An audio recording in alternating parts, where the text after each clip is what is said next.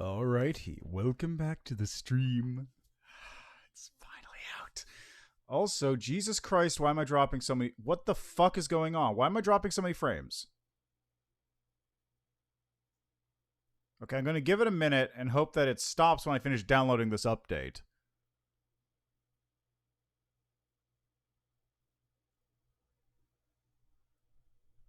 Okay, we're sitting at 3840 right now. If it stays stable here, then we're good. Gee, what the hell happened? I guess it must have been that. Anyway, yeah. So, Wrath of the Righteous is out! Finally! Which means we can finally begin the true, for real, absolute, really, for real this time playthrough of the game. Anyway, before I get started, though, brief shout out and thanks to the following. A new follower. Lord Bobo, who followed 2 days ago. So that would have been shortly after the last stream. Wait for it. A new follower. There we are. Kumske and Sudakovich, both of whom followed yesterday. And once Sudakovich. A new follower. There we go. And finally, Bendiver, who followed earlier today. Much earlier today. A new follower. There we are. Anyway, let's get into the game, shall we? I'm so excited. Oh! Okay, so first things first. Yeah, release version! Woo! Second, Arila's just hanging out here in the mirror. So I guess maybe the implication is that that's who's actually running the game? Maybe? One other thing that's a little weird, I know why the bug report thing isn't here. They don't want bug report stuff just hanging out on the main screen all the time. Just gonna double check that everything I have is set properly. But also, it's a little odd that in case something does pop up, they don't have a thing there to, you know, deal with that. Anyway. Yes, so, let's go to settings real quick. Just check through here. Controls, graphics, screen resolution, lock mouse, inside window. Actually, yes, do this. Camera shake effects, those are fine. Graphics quality high. Yeah, we're good there. Visual perception. Oh, this is cool. I didn't think this was here last time, was it? Yacht gamma. You can change. Whoa, wow. You can change the brightness. Ooh. You can change the contrast. Adjust protanopia of your monitor. Okay. So I guess these are probably colorblind things.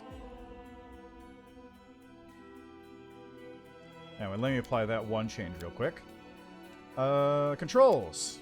It's probably fine. Things locked to the monitor now. Good. And game.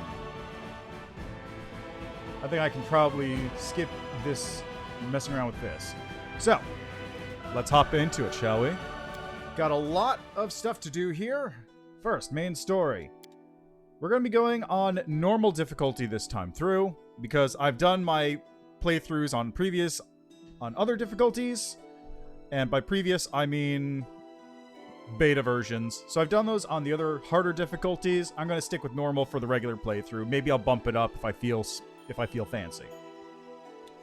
That reminds me, this is the start of an actual full real for realsies playthrough. And since I don't want people to have to like go back through the beta versions, man, I don't want to do that again this early on. That was a lot of effort the first time. Took an entire stream just to reach Neathholm.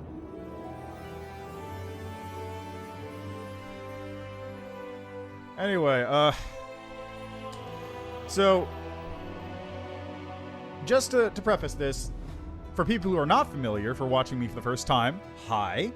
I have played this game a lot, and by this game, I mean the beta versions of this game. I played it for weeks, months, prior to release. So, there's a whole bunch of stories, thoughts, previous things, character ideas, all that stuff in previous playthroughs. If you want to see all those, you can go check out the betas. I got it all in a big old playlist of like 50 videos on YouTube on my archive channel. But for this, I will be more or less sort of resetting all my stories. So so you don't have to go back and watch any of it to see any like insights or thoughts I may have. I'll just have anything that I would say, I'll just say it here again. That also means that I can now talk more openly about things that are happening instead of saying, oh, did I already talk about this? I don't remember. Just doing that the whole time. So anyway, yeah. We're just gonna start fresh. Clean slate, brand new game, full release, it's out. Clean slate everywhere. That said, for this, like I said, I'm gonna be doing normal difficulty. I may bump it up to like hardcore later on if I feel fancy, but for now, let's start there. Death's Door, Dead Companions Rise After Combat. Death's Door, I probably will keep on. Dead Companions Rise After Combat, I am actually going to turn this on at least for now. Because in the opening section, I don't think it's going to happen. I don't think anyone's going to die. But in the opening section of the game, if someone dies, then you fail it. So just to move that through. Pathfinder Nuzlocke. I don't even know how that... rename all the characters over again. Just buy a new character every time somebody dies. I mean, I could see it, honestly. Alright, so we're turning Dead Companions Rise After Combat just to simplify things for the time being. I'll probably turn that off once I actually hit... yeah, exactly, random mercenaries. Hey, it means I can get use out of people putting custom characters in. But yeah, Dead Companions Rise After Combat, just going to turn that on to simplify things for the beginning. Rest of this, I won't really bother. Enable character retrain, yes, that'll be handy later on. Crusade auto mode, nope, we're going to keep that. Active Companions receive skill experience, nope. Lost Aslanti, immersive show tutorial. I think we're good here. The rest of the stuff... yeah, okay, this is the one yeah, right, yeah, retrain's in the game, which thank God. This is the one I always turn off because it's just a bad thing to have on, like in any situation. Anyway, we're set there for now. Now, as for picking characters, you've got a bunch of pre-builds here. You've got Taolin, the Cavalier, Sordara, the Cleric, Yunlard, the Fighter, Rix, the Rogue, Marnin, the Slayer, and Engi, the Sorcerer. Or you can make your own, which is what we'll be doing. Most importantly, though, I need to put in a custom thing here. So, hold on a moment. Okay, that goes to app data. So... give me a second here. I gotta just... oh, yeah, pretty much. Like, the pre-built characters are probably fine, but... you know, Roland's not a bad idea, but I do have a character art thing I did pick up specifically for this. So I just need to get to the app data folder. There it is. So go to app data. I want to go to local low. Owlcat Games, which is all the way down here. Pathfinder, Wrath of the Righteous, Portraits, 001. Ah, they actually have templates hanging out in there. Oh, Gebra. Gebra would probably just be like a two-heaven fighter or some kind. Okay, really quick. I just got to open Photoshop. I didn't do my homework here. So real quick, we're just gonna really quickly do this. Just to show you how easy this is, I'm doing it live. Yeah. All right. Is it this picture? I think it's this one. Open with Photoshop.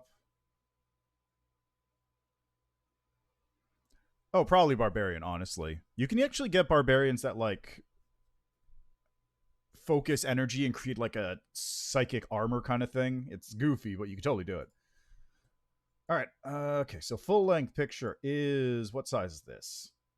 692 by 1024. So, 692 by 1024. Next one is... Medium is 330 by 432. 30 by 432.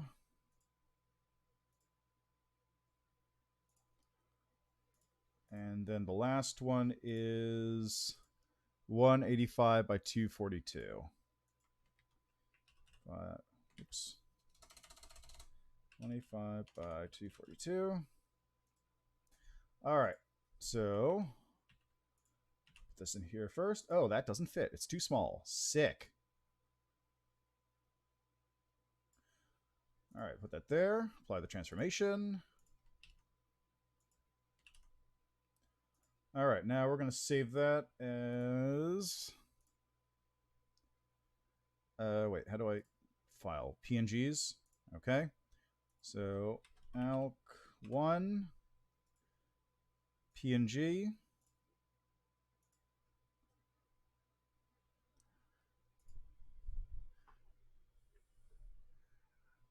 Gonna have to try and recreate the characters from my playthrough. Oh, that's actually a good idea. If you opted for the beta, go back to raf.owlcat.com and like click on your name, your email in the top corner, and it should take you to the download list. If you go to like what was it? So you go to raf.owlcatgames.com, and in the top right, it'll have your email address. You click on your email address, and then you go to digital downloads, and that'll give you the keys for the game and, you know, whatever extras you have, like the premium Kickstarter items, that sort of thing. There is no black powder stuff, as far as I'm aware. There's no gunpowder, there's no guns, there's no firearms.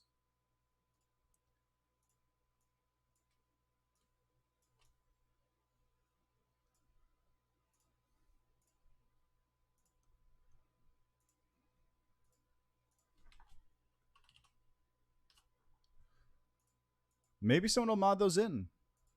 You never know.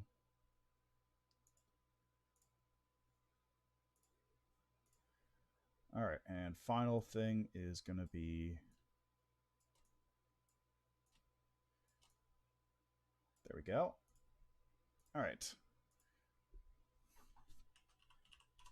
ALK3. So there's a PNG. There we go. So my art is now set. So now I have to go back to the desktop, pull all three of those PNGs in here, place them there.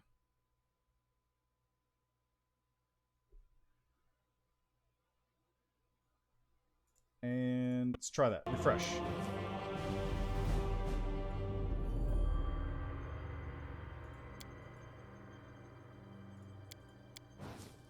Oh, God, I see. Oh, I see. Oh, I understand now. Okay, so what I have to do is... Okay, I get it now. So you go... You name them. Hello, Mugoska, how are you doing? Okay, so what you do is when you put the files in, you actually name them full length.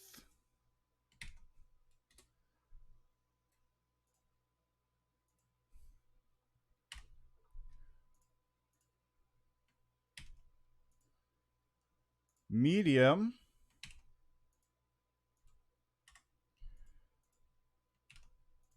And small.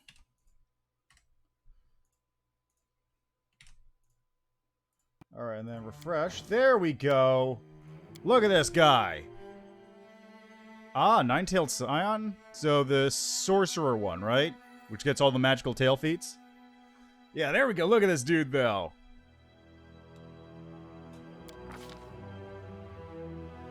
Nice. All right, so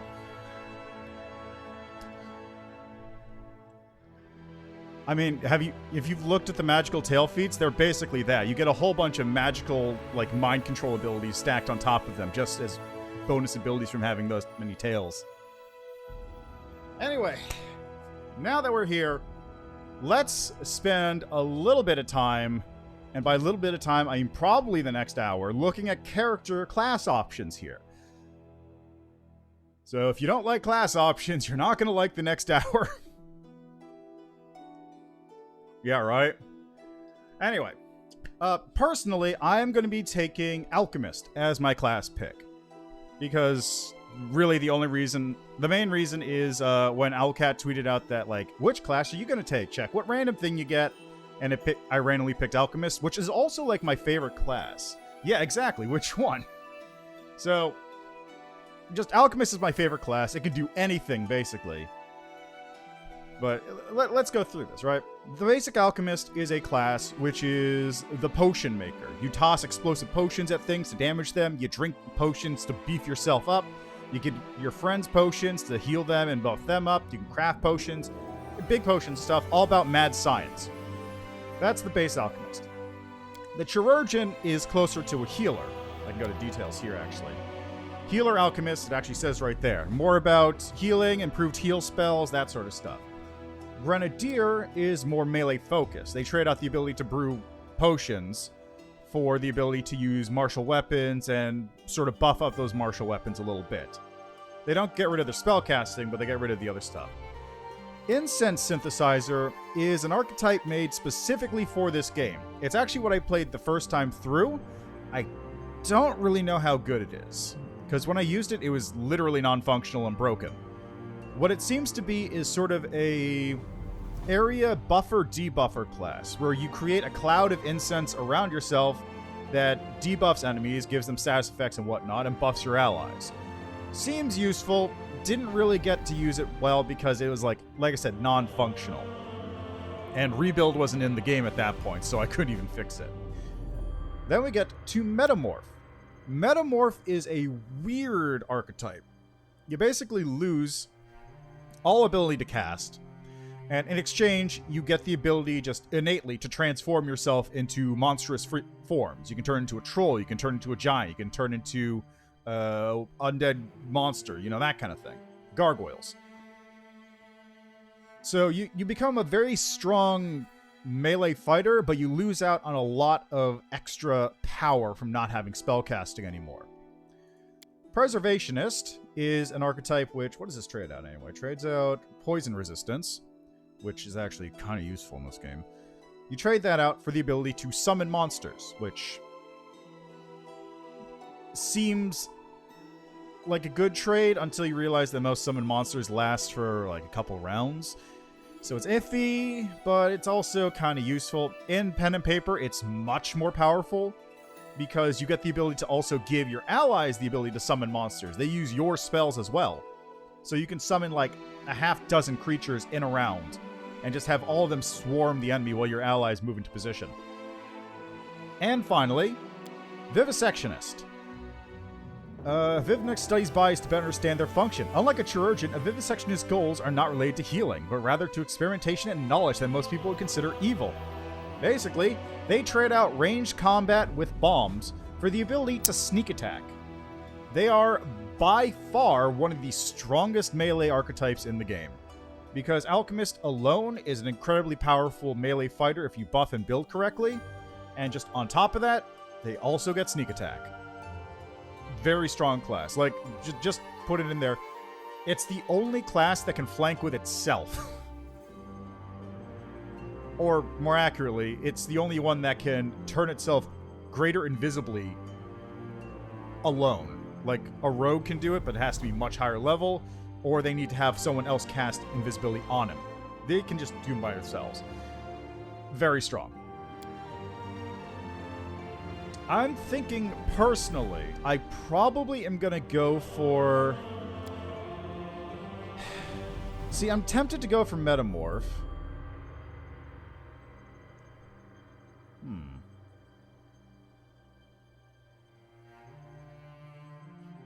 Loses bombs.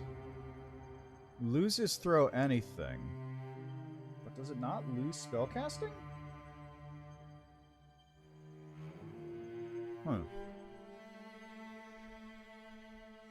Yeah, right. But no, Vivisectionist is really a strong class, though.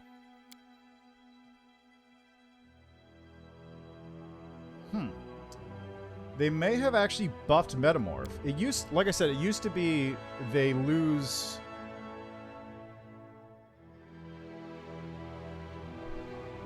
Never underestimate a doctor, it's true. It used to be that they lose spell casting, but it looks like they changed it out for losing bombs. Or I think they might have lost bombs as well. Anyway, Metamorph's usually not a very good archetype, but this one seems like it might not be bad to try out. I don't see the spell casting thing on here, so I have to assume that it does keep it. Alright, anyway, that's Alchemist. Yeah, I'm probably going to go for Metamorph or Vivisectionist. It's hard to tell. I'm thinking Metamorph, though, because Metamorph is more about body modification, and I'm planning on going into the Lich path, so that's probably the best fit. Alright, next up, Arcanist.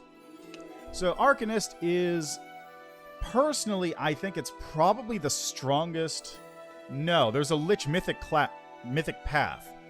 So in this game, there's, your classes. You have 25 different classes plus however many archetypes per class. But then you also have the ability to choose a mythic path later on, which is separate. So there's ones like Lich, Angel, Demon, Aeon, Trickster. And what each of those do is they change the story and they change, special out-of-class powers that you get, change different character interactions, change the way that your army works, that sort of stuff. I'm planning on going into the Lich one, but, there's options for a ton of stuff. And there's even, sort of hidden ones, too. But yeah, you can... So, like I said, that's all separate from the class. You can build a melee Lich, you can build a caster Lich, you can build a melee Angel, you can build a caster Angel, you can do all this stuff. It's completely divorced from whatever your character build is. It's a whole separate track. Yeah. Azada damage. Yeah. You actually probably could. You want to know? If you want to go Arthas, what you probably want to do is go for... that bird's back. Bird's hammering on the thing outside my window. Anyway, if you want to go for Arthas, you probably want to go for... Winter Witch isn't here, but it is... Yeah, Winter Witch, Prestige class, and get Arthas on that as a Lich. What are you doing, bird? What's that bird doing? Anyway, as I was saying, next up we have Arcanist. So Arcanist is probably what I consider to be... Oh, yeah, Winter Witch. In order to access Winter Witch, you need to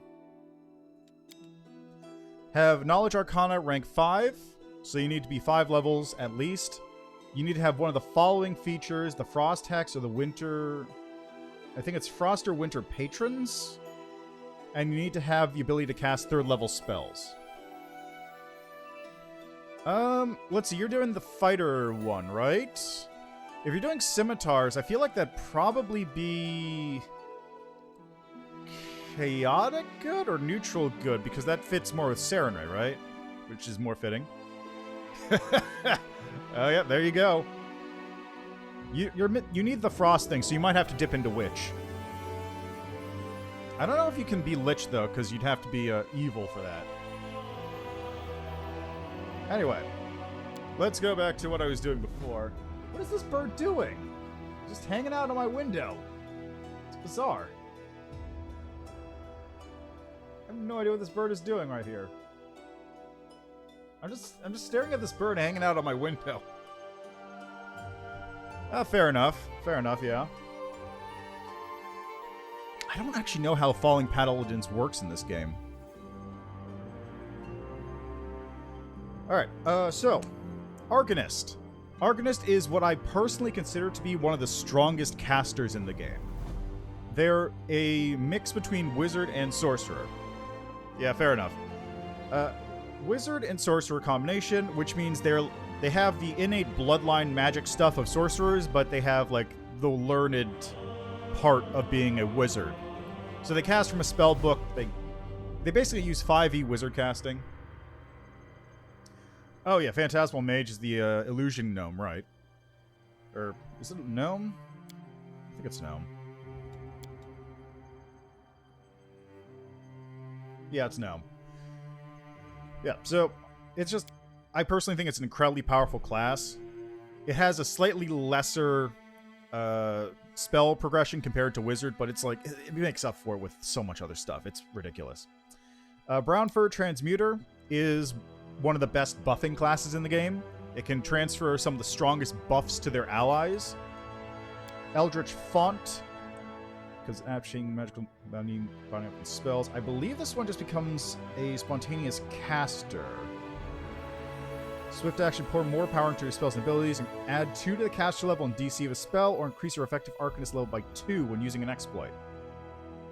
Yeah, so they just become able to do that sort of thing. Indiana Gnome.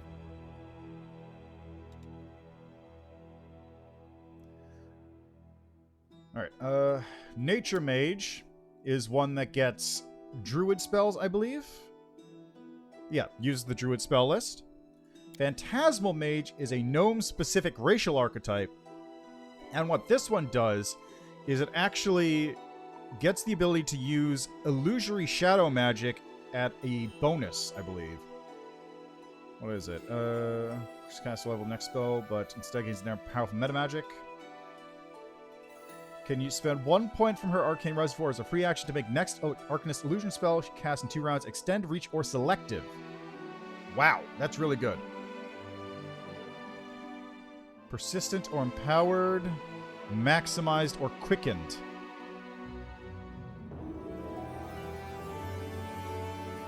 That's really strong. Unlettered Alchemist, I think, is the witch archetype.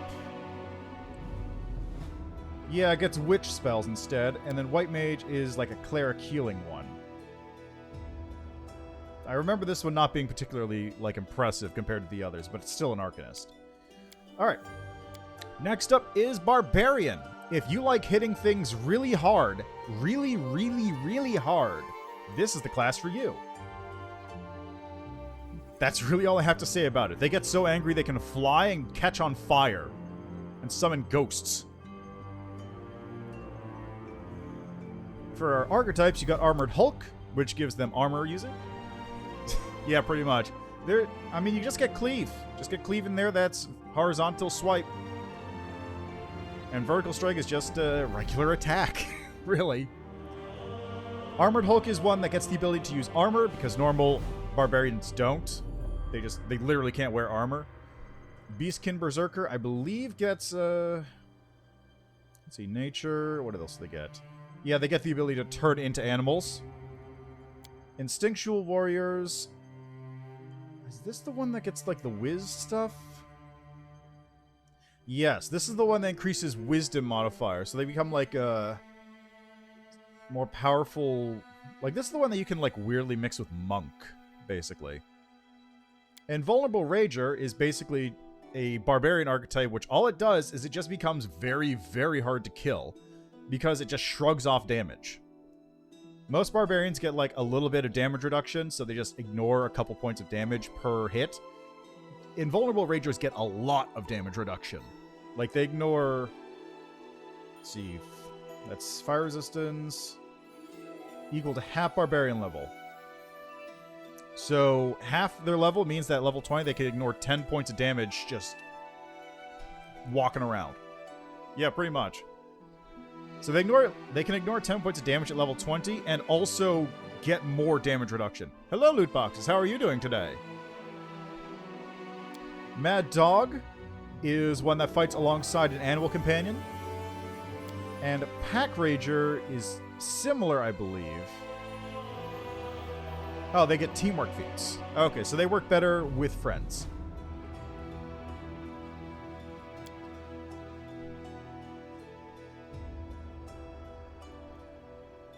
The Free Followers was a different guy. He's not coming around anymore, because I banned him.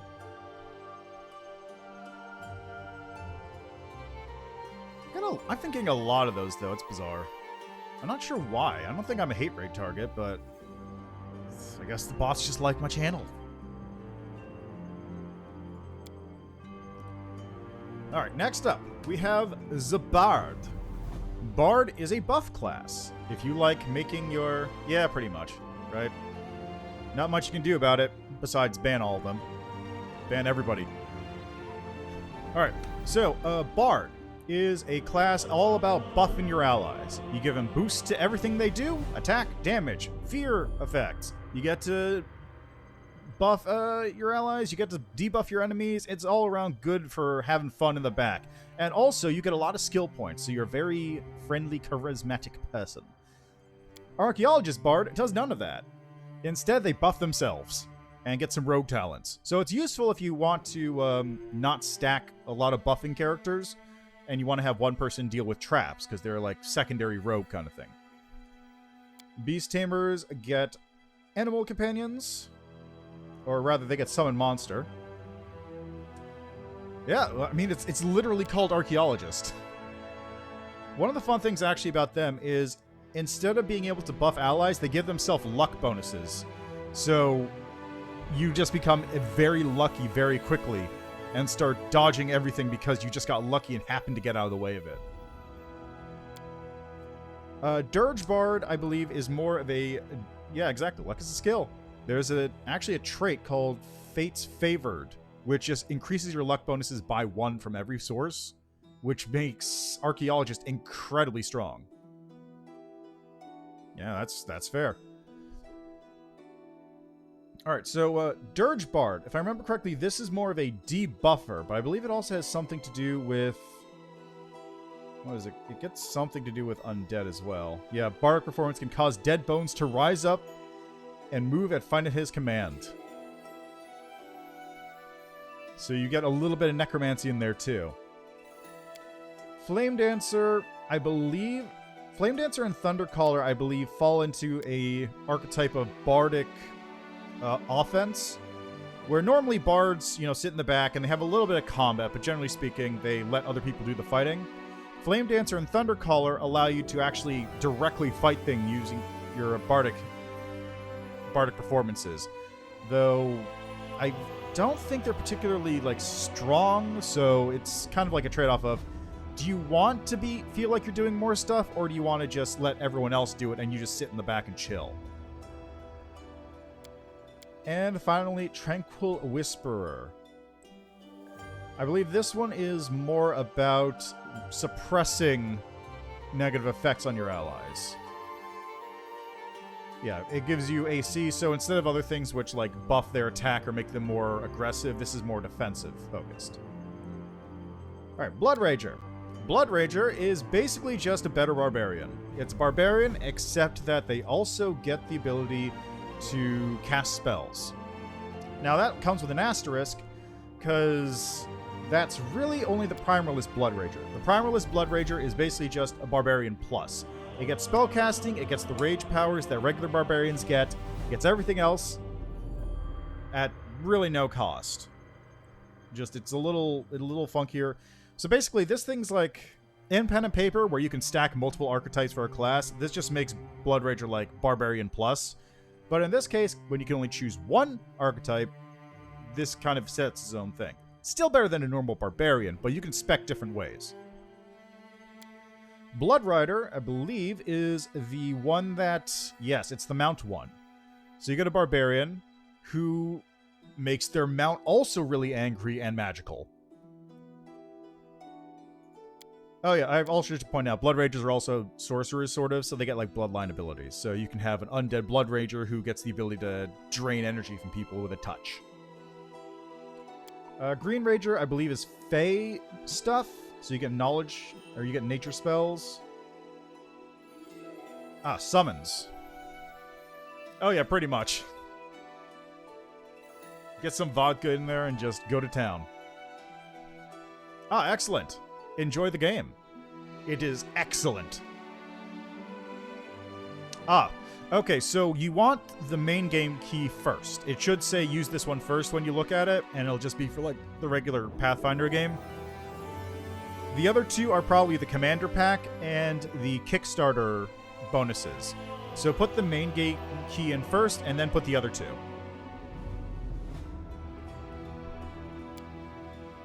Yeah. I've already got mine set up too, so I have all the bonus stuff. Alright, Mixed Blood Rager. I believe this one... No worries. Enjoy the game. It's a great time. Alright, so Mixed Blood Rager is just a Blood Rager that has two kinds of bloodlines, so you can have an undead dragon. Kind of thing. Primalist, I already went through. Reformed Fiend. This is a unique archetype made specifically for this game, which is also only available to tieflings, I think. So basically the idea behind it is you're a demon, or you have the blood of demons in your veins, but you want to show that you're still willing to fight the good fight. So you get bonuses to fighting demons, you get bonuses like Hatred Against Evil right there, Way of Redemption, Become Good Aligned, Damage Reduction against Fiends, all that kind of stuff. Basically it just means like you're a tiefling, but you're trying to show that like, yeah, I'm doing the good stuff. Spell Eater is, if I remember correctly, this is the one that, like, if you get hit by a spell, you get to absorb part of it and use its power against enemies, either by healing. That ability is not there. Yeah, consume spell slots for an extra dose of healing. As a swift action, the Spell Eater can consume one unused Blood Rager spell slot to heal 1d8 damage. Maybe. I'm not familiar with Blood Elves, though. Anyway, that's, if I remember correctly, that's how this one works specifically. And Steel Blood. This is another armored barbarian archetype. Magical vampires? Okay. Can understand that one. Alright, Cavalier. Cavalier is a class that is, generally speaking, focused on two things. Mounted combat and teamwork feats, which means that you give your allies feats and everyone becomes better from having them next to you.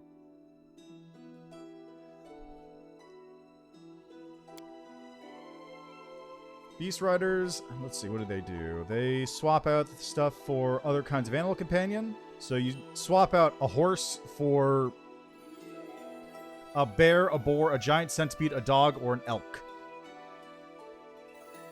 Cavalier of the Paw. I believe this is halflings. Yes, it's halflings, so you get only the riding dogs or wolves.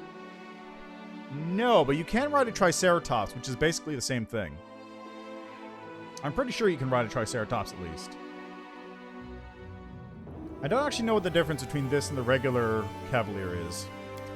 Disciple of the Pike loses the horse and mount, and instead, I believe, gets the ability to deal more damage against larger creatures. Yes, this was in Monster Hunter's Handbook. I remember this one because it's not a very good archetype. Fearsome Leader. Ah, I see. Wow, gets Dazzling Display right away. Wow. Wow, actually. Wow. So you can Dazzling Display, which lets you fear or cause enemies to panic, and then that lets your allies do better. Gendarme. You lose Tactician, which means you lose out bonus feats for your allies, and in exchange, it looks like you get more combat stuff just for yourself. Knight of the Wall. You trade out Tactician again, so your allies don't get bonus feats, and instead you get shield stuff. You get much better shield usage, you're more defensively built. Actually, this is some good shield stuff. You get to add your shield bonus to your will save. That's cool. And Standard Bearer. I believe this is actually... I think this is an NPC archetype, actually. So you swap out Animal Companion, and instead you get the banner. Oh, wait, no, this isn't the NPC archetype. This is the one where you just have a banner that, like, you become a buff totem. In addition to your teamwork stuff, you just also, like, give morale bonuses to all your allies by existing. Alright, Cleric. Cleric is the class of healers, and also if you want to beat people's asses down using heavy armor and a mace. Because while they are casters, they also do get to wear full armor, and they have 3/4 BAB, so they're good in melee as well. You get to choose from a couple different archetypes, and you get special abilities based on your deity of choice. Unless you're an atheist, in which case, what are you even doing? Yeah, because of the spellbook combination stuff, which also is fitting as like a thing, if you think about it. Like, of course, Cleric of God being an angel, that makes perfect sense. Oh, yeah, exactly. Nothing more compelling than a hammer swinging down for most of your life. Angel Fire Apostles are ones based on Sarenrae, god of sun and healing and mercy, who also smote that entire city one time and accidentally caused a rift which lets giant beasties emerge forth. This one is, I want to say it was from the Healer's Handbook, and it was all about healing and harming in the same breath. So, like, you heal somebody, and then at the same time, any of the excess healing, like, explodes into fire that burns undead around you, and that sort of stuff. Crusader, I believe, was more... Yeah, it's more focused on melee. So I think that trades out some of your domain feat stuff. Yeah, instead of getting a second domain, you get bonus feats. So you're more focused on war with that. Devilbane Priest. Crusade-minded clerics train intensely to learn proper battlefield tactics to take advantage of the weaknesses of demons. So you have reduced spellcasting, and in exchange, you get teamwork feats. Also, you get knowledge checks against demons, basically. Ecclesiarch is kind of the opposite. You get, instead of physical armor, you get, let's see, domain mastery. You get stronger domains. You can bless an ally within 30 feet to give them bonuses to attack. You lose a lot of proficiencies. So yeah, you become a lesser fighter in exchange for getting stronger class abilities. Herald Caller. Charge headlong to battle. Herald Callers are added calling powerful outsiders to aid their brethren in battle. So they're summoners. Can channel stored energy into summoning spells that she has prepared. Oh! So you get the ability, in addition to being able to spontaneously just create healing energy from spells you have left over, they can also do that for summon spells. So they can just summon whatever. And Priest of Balance is, I believe, the neutral one, which allows you to both heal and harm with your channel energy. I believe this is specifically available to clerics of neutral gods, because normally when you worship a neutral god, you either choose channel positive energy or negative energy. These ones can choose both. Druid. Alright, Druids are a weirdo class. They are very similar to clerics in that they're strong on attack, they are strong casters, and they also have an animal companion. The difference is they're not allowed to touch metal or use armor, and they always have to be neutral, because they worship nature as a force. The upside, though, is that you get to transform into an animal. Excellent.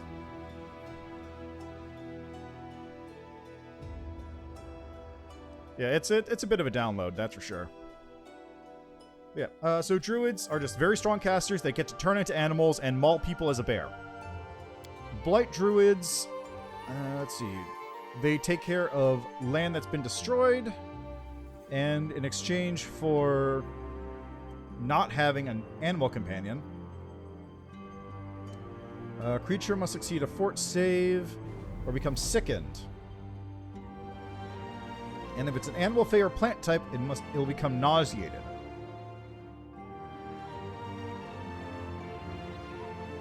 Looks like it's kind of more of a plague bear than other thing.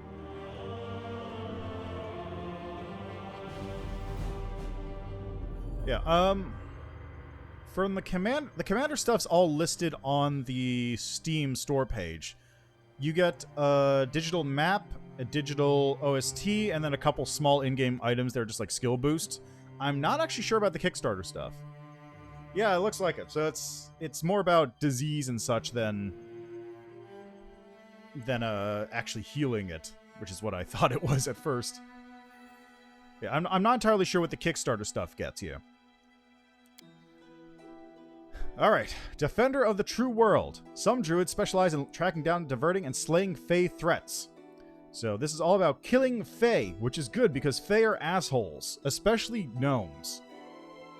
Well, not all gnomes, but some gnomes. So this is just destroy abominations that are Fey creatures. Drovier. So you get different animal companions, communal aspect. Drovier can imbue her allies, including herself, with an aspect of a wild animal. So you get to buff your allies with this one, instead of turning into animals and elementals. You get the ability to just buff all your allies.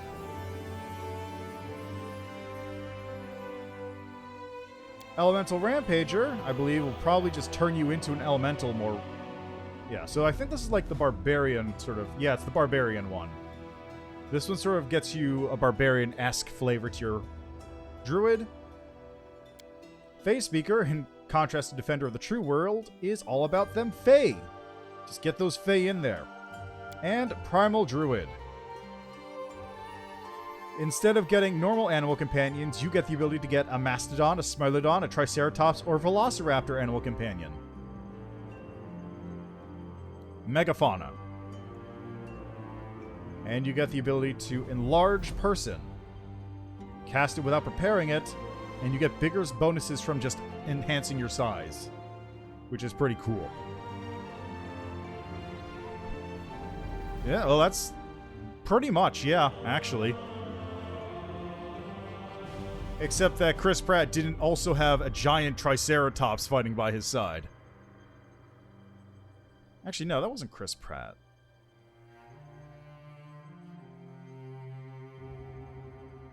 Yeah, whatever. You know what I'm talking about, Ant-Man. Anyway, Fighter. Fighter is an old class. It's a basic class. It's the class everyone thinks about. You've got Dungeons and Dragons and Fighters and Wizards. Fighter is the swordman. He is the swordman, the swordiest swordman of all time. If you want to sword things real good, take Fighter, because you'll be able to sword things the best. Aldori Defender is all about a specific sword, the Aldori Dueling Sword. It's a decent archetype. It's good for specific situations. Specifically, that's true. That's true. Sometimes you do use polearms and bows and your fists. They actually fist pretty well. Yeah, so Fighter gets a bad rap nowadays. Like, honestly, like, up until like halfway through Pathfinder's life cycle, Fighter was probably one of the most boring classes in the game because all it did was just sword things really good and have a lot of bonus feats. But then they added in advanced weapon training and all sorts of crazy feats that basically only Fighter can use effectively, and suddenly it became a really good class. Fighter would be a good class to make Captain America or Monk. Fighter, because what you want to do is you want to get Fighter, you want to get the Quick Throw Shield item, which is a specific shield that lets you throw it, and then you want to get a whole bunch of stuff to just stack on top of that.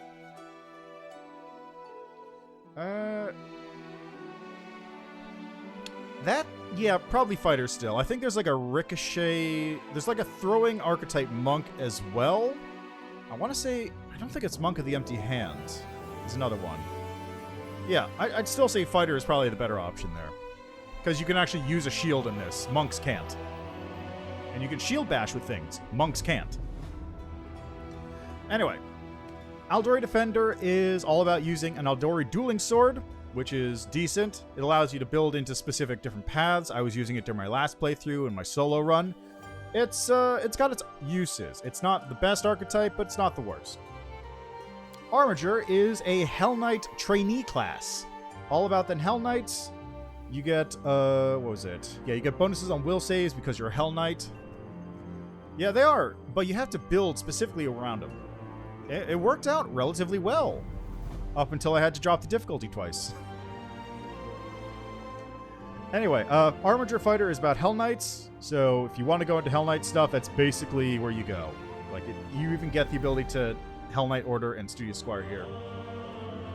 Yeah, but... Well, Scythe is probably best for Trickster, though, because you can get the improved, critical improved stuff. Dragonhair Scion is a archetype which is better here than it is in the pen and paper game. Because in the pen and paper game, it's basically just a fighter that trades out a couple things for Arcane Strike and then never gets any better. In this case, you get Arcane Strike right here, which allows you to imbue your sword with magical energy right from level 1. You get Fearful Might, so you get bonuses on Intimidate checks. Draconic Presence, you get Dazzling Display. But you do trade out Armor Mastery and Bravery. So you inspire fear, but you're not as brave yourself, and you don't have as much armor, because instead you have more damage from Arcane Strike. It's trade-offs, you know, trade-offs. Also, you get a Draconic Bloodline, which also is cool. This, I'm pretty sure, was not in the original Dragonair Scion. That entire book that it's from, by the way, sucks. It's Legacy of Dragons. Like, there's 2 things in it that aren't bad, and most of the rest of the book is just absolute garbage. Mutation Warrior is if you want to be an alchemist, but also you want to fight really good. Because it trades out armor training for the ability to get an alchemist mutagen, which means you can just buff yourself up, you can get some discoveries in you, so you get some bonus things. Yeah, pretty much. Like, God, there was... The one I'm always turbo mad about is the Dragonblood Chymist, which is an alchemist archetype in that book, which is all dragon flavor, except that everything it does is strictly worse than a regular alchemist at every level it exists. It's just terrible. There's a witch archetype, which has a, like, hoard of gold as its familiar, instead of, like, a normal animal familiar or something. Which is cool until you realize that, like, if anything goes missing from that pile, then you can't cast spells anymore. There's a Cavalier archetype, and I think a Paladin archetype that gets a Drake mount, except the Drake mounts suck, and they're not at all worth the amount of class features that you trade out for the archetype. There's a couple small things in there for, like, I think a race nobody uses. It's just like it's a bad book. I think the only thing worth is, like, there's a spell called Dragon Scales, which is a specific kind of dragon. It's like a specific kind of spell, and what it does is it makes your natural armor AC apply to your touch AC. But its specific typing of spell means that dragons can innately cast it, which means that dragons become immune to touch attacks for, like, a round or 2 when they have that spell active. It's really strong, and that's, like, one of the only worthwhile things in that entire book. 3-level Zen Archer, 5-level Mutation Warrior, Rest and Inquisitor. That's not a bad pick. So I guess Zen Archer just long enough to hit Wisdom to attack, then Mutation Warrior long enough to get weapon training, and then Inquisitor Summoner. I mean... The other nice thing is that always, if you fail, that doesn't work, you can always just rebuild. Alright, so that's Mutation. Anyway, Mutation Warrior is pretty good. You get the mutagen, you get the discoveries, which means you just beef yourself up, and also you got good sword skill. Tower Shield Specialist is a odd archetype. It basically only exists to make Tower Shields decent, because Tower Shields 90% of the time suck. But this one actually it's good. Like, I believe this one lets you... Yeah, this one lets you add your Tower Shield stuff to reflex saves by, like, hiding behind them. You do lose out on this. Instead, you get Tower Shield training, so your Tower Shields become more effective and you can use them better. Defense adds to touch AC. You get evasion based on your Tower Shield.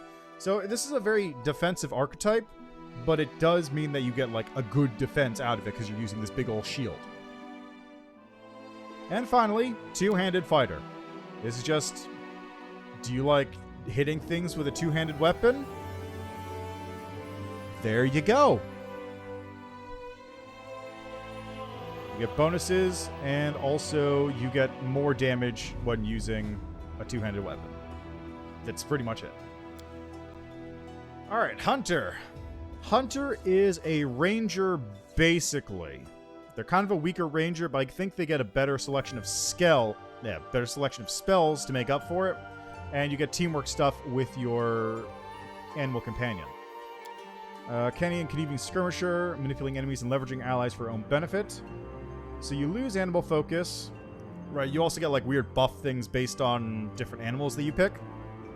And in exchange, you get this. Colluding Scoundrel is adept at redirecting a foe's hostility towards another creature, creating openings for her own attacks. Target one foe within 30 feet and designate one willing ally adjacent to that foe as a scapegoat. The following minute, the target takes a -2 penalty on attacks against any creature other than the scapegoat. And the target has a 10% spell failure chance on spells that don't target the scapegoat. Penalty increases at 8th and 15th level. Colluding Scoundrel can designate her animal companion as a scapegoat without it counting against her daily uses of this ability. So you can say, hey, go attack my dog instead of me, and they'll go attack your dog, and then you get to stab him in the back for extra damage. Divine Hound. So you trade out your normal thing for a dog, specifically. You also get judgments like an Inquisitor.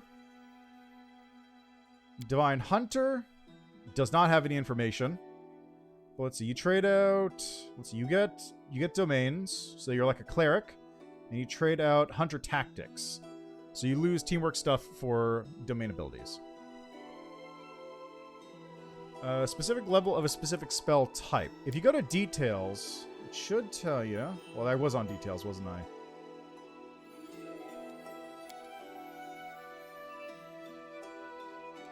Ah, right here. Max level of spells. So, right here, that means you go up to level 6 spells. It doesn't tell you what type of spells you'll get, unfortunately. That is something I would like to see, but I can understand them not being able to fit it into the UI here. That's probably what you'd want to go to, like, Fextra Life or something for, to just see a spell list. Or, I remember for Kingmaker, they put out an SRD. Having one of those for this would be also handy. Like, if you go to Druid, for example, you can see max level spells 9. If you go to Blood Rager, you have max level spells 4.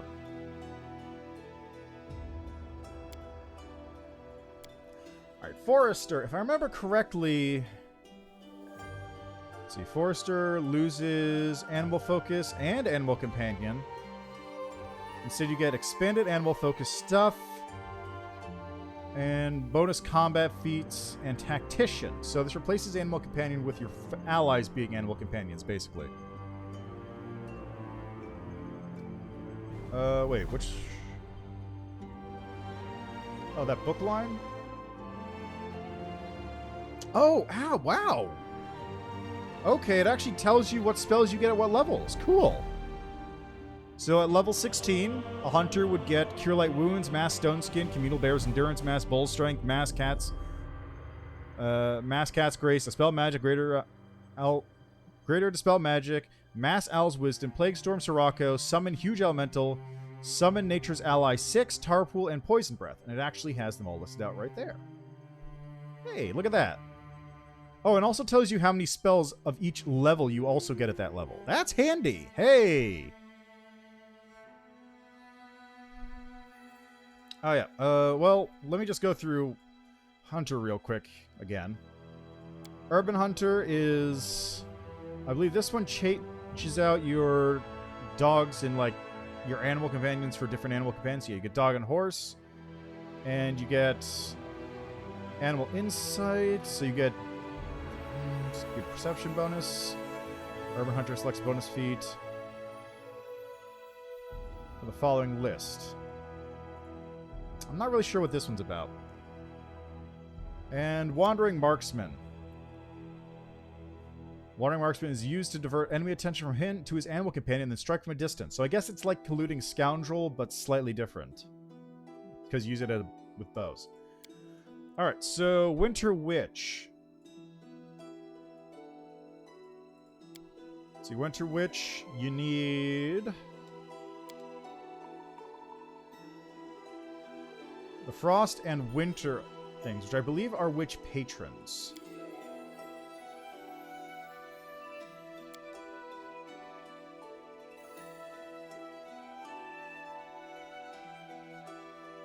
Yeah, Winter patron right there. And I think Frost goes under... probably under Elements. No, doesn't. Anyway, that's what... oh, wait, no. You know what it probably is? I bet it's probably if I got a Shaman. There it is. It's a Shaman Spirit.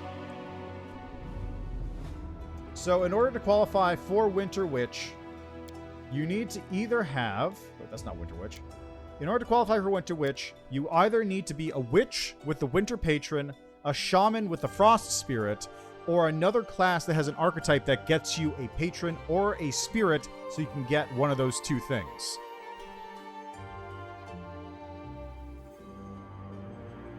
So you could qualify for either of these just by taking a single level of Witch or Shaman.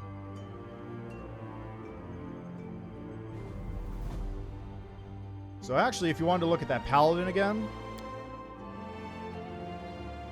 let's see, Paladin gets third level spells here at level 10. So you'd have to be at minimum 10 to qualify for Winter Witch out of that.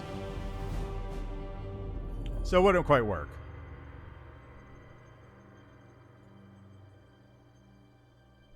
Yeah, it's easier to just go into Winter Witch and then do that kind of thing. Alright. Where was I? Hunter. Yes. Right. No, just did that one. Inquisitor. Inquisitors are a archetype. Inquisitors are a class that are... I don't really know how Inquisitors work too well. I know what you do is you judgment people, which gives you Bane abilities. So you, like, say, you're gonna die, I judge thee against my god, and then you put on judgment, and you get bonuses based on that, and then you get to stab him real good. But I don't really know how they work beyond that point. Tactical Leader and Monster Tactician. Monster Tactician is the summoning one. Tactical Leader, I believe, gets the teamwork stuff. Yeah, you got teamwork feats for allies, although it looks like you don't get those anyway. For here. Sanctified Slayer. You get studied targets, you get Slayer stuff, and Sneak Attack in exchange for judgments, which they really just seem very similar. Yeah, fair enough. I mean, what you could do is you could take the Witch for 5 levels, just to qualify for it, and then take Paladin, or just take Paladin for 1 level Witch, and then do the rest of it. Alright, Sacred Huntmaster. You get an Animal Companion in exchange for judgments. You get Hunter Tactics, so you become more of a hunter. Monster Tactician is the summoner. Judge, I believe this one gets you stronger judgments. Yeah, judgments with all allies, so everybody gets to stab them real good if you judge them unworthy. And Faith Hunter, you get sworn enemies, so you get stronger things versus specific targets. By specific targets, I mean anything on a certain chaotic, lawful, evil, good axis. Alright. We're like, what, halfway through? No, we're like a third of the way through. Yeah, 2/3. No, close to halfway. Alright, Kineticist. Kineticist is what happens if you like Avatar: The Last Airbender. But also, be wary because they will burn themselves out if you try and do too much stuff. Basically, you get the ability to choose from different elements, you shoot blasts made of those elements, and you get different abilities based around those elements. Like the ability to summon a cloud of fire, or the ability to shoot out a flame beam, and that kind of thing. Blood Kineticist is the part in Avatar: The Last Ender? Roiling Earth? Yeah, because it's a giant AoE on the ground. Blood Kineticist is basically that one part in Avatar when they were locked up and then... Or... When, what was it? Katara learned how to use bloodbending? Like that whole thing? That's basically what it is. What do you mean by burnout? Okay, so... Mechanically, Kineticists... Whoops. Kineticists have an ability to, like, shoot out blasts, and then they can modify these blasts with different abilities. So you shoot a laser beam, and then you modify it by making it so it tracks a target, or you modify it by making it a cone, or you modify it by adding stuff so that, like, if you hit somebody with fire, the fire clings to them and burns them the next round. Now, doing anything beyond, like, a certain level causes burn damage, and burn damage is basically 1 point of non-lethal damage per level. So every time you use something that's sort of beyond your means, you push yourself beyond your limit, you deal a little bit of non-lethal damage to yourself, which you can't recover until you've rested, at which point it all goes away. The problem with that is it's very easy to hit your limit if you're not careful. If you use too many big moves, you get too exhausted, you're not able to fight anymore, and you become a very weak target. Now, in a full party, where you're going to be sitting in the back and blasting things, that's not necessarily the biggest issue. Yeah, it's not really using HP, you're just reducing, like, the max amount of HP you have before you go unconscious. Your HP isn't actually decreasing. But it does mean that, like, if you've been damaged by a certain amount, you could actually knock yourself unconscious when using a big attack. So it's a very iffy thing to use with. Like, a lot of people, including me, thought it went a little too far, and it meant that it was too restrictive on a lot of stuff you were trying to do. But it's a cool thing sometimes, and I get where they're going from. It feels like it's too much on occasion.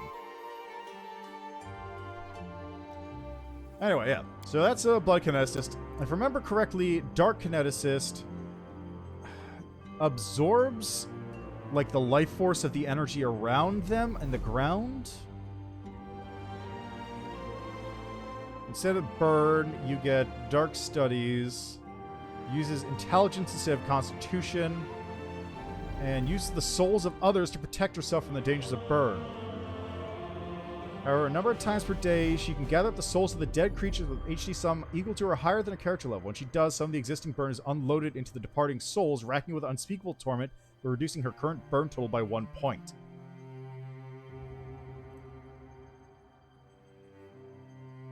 So basically, you can burden souls with your burn in order to gain more power, which seems cool. Also very evil, but cool. Alright, Elemental Engine. Whenever she accepts burn, she receives a bonus on her attack rolls. I believe this one is just one where... Oh, did they? Oh, that's unfortunate. Alright, so the thing about burn is that there's a cap. And also, while you have more burn taken, you also do become more powerful. Like, you get stat bonuses to various things. Ooh, that's a big nerf. Yeah. I mean, it's not the worst, since he is going to be attacking with Whiz after a point, but still, that's not great. Oof.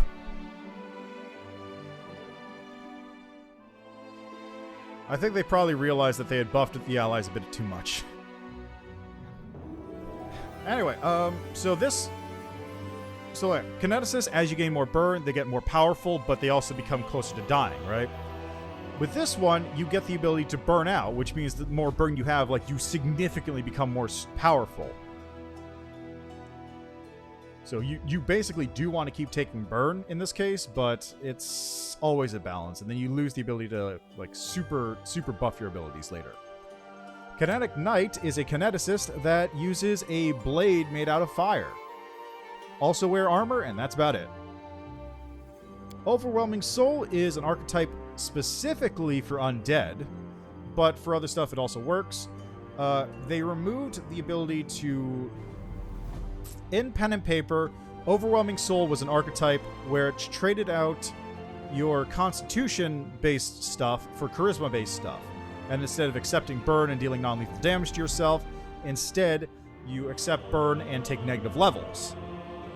So everyone will go like, why would you take this? This seems awful. Well, it's because undead are both much higher in charisma.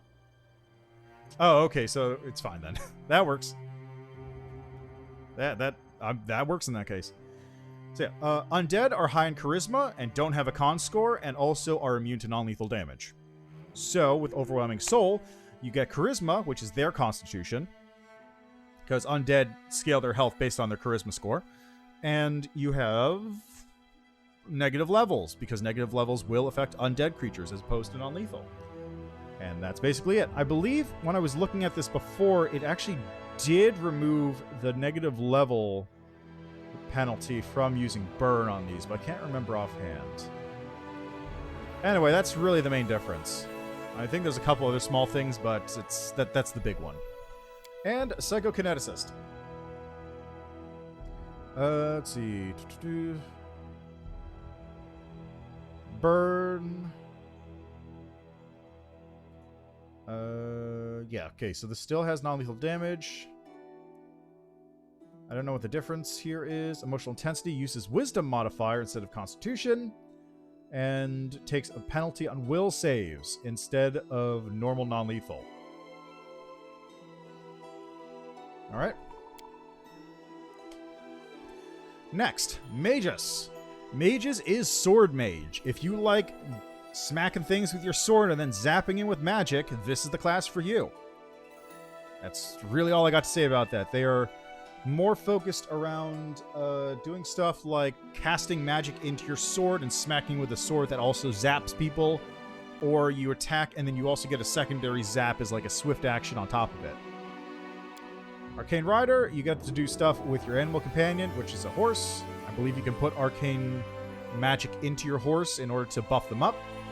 Armored Battle Mage is just mages, except you get to use armor instead of Magus Arcana, which buffs your weapons usually. Yeah, I mean, mages is the Gish class. Like that is literally what they are.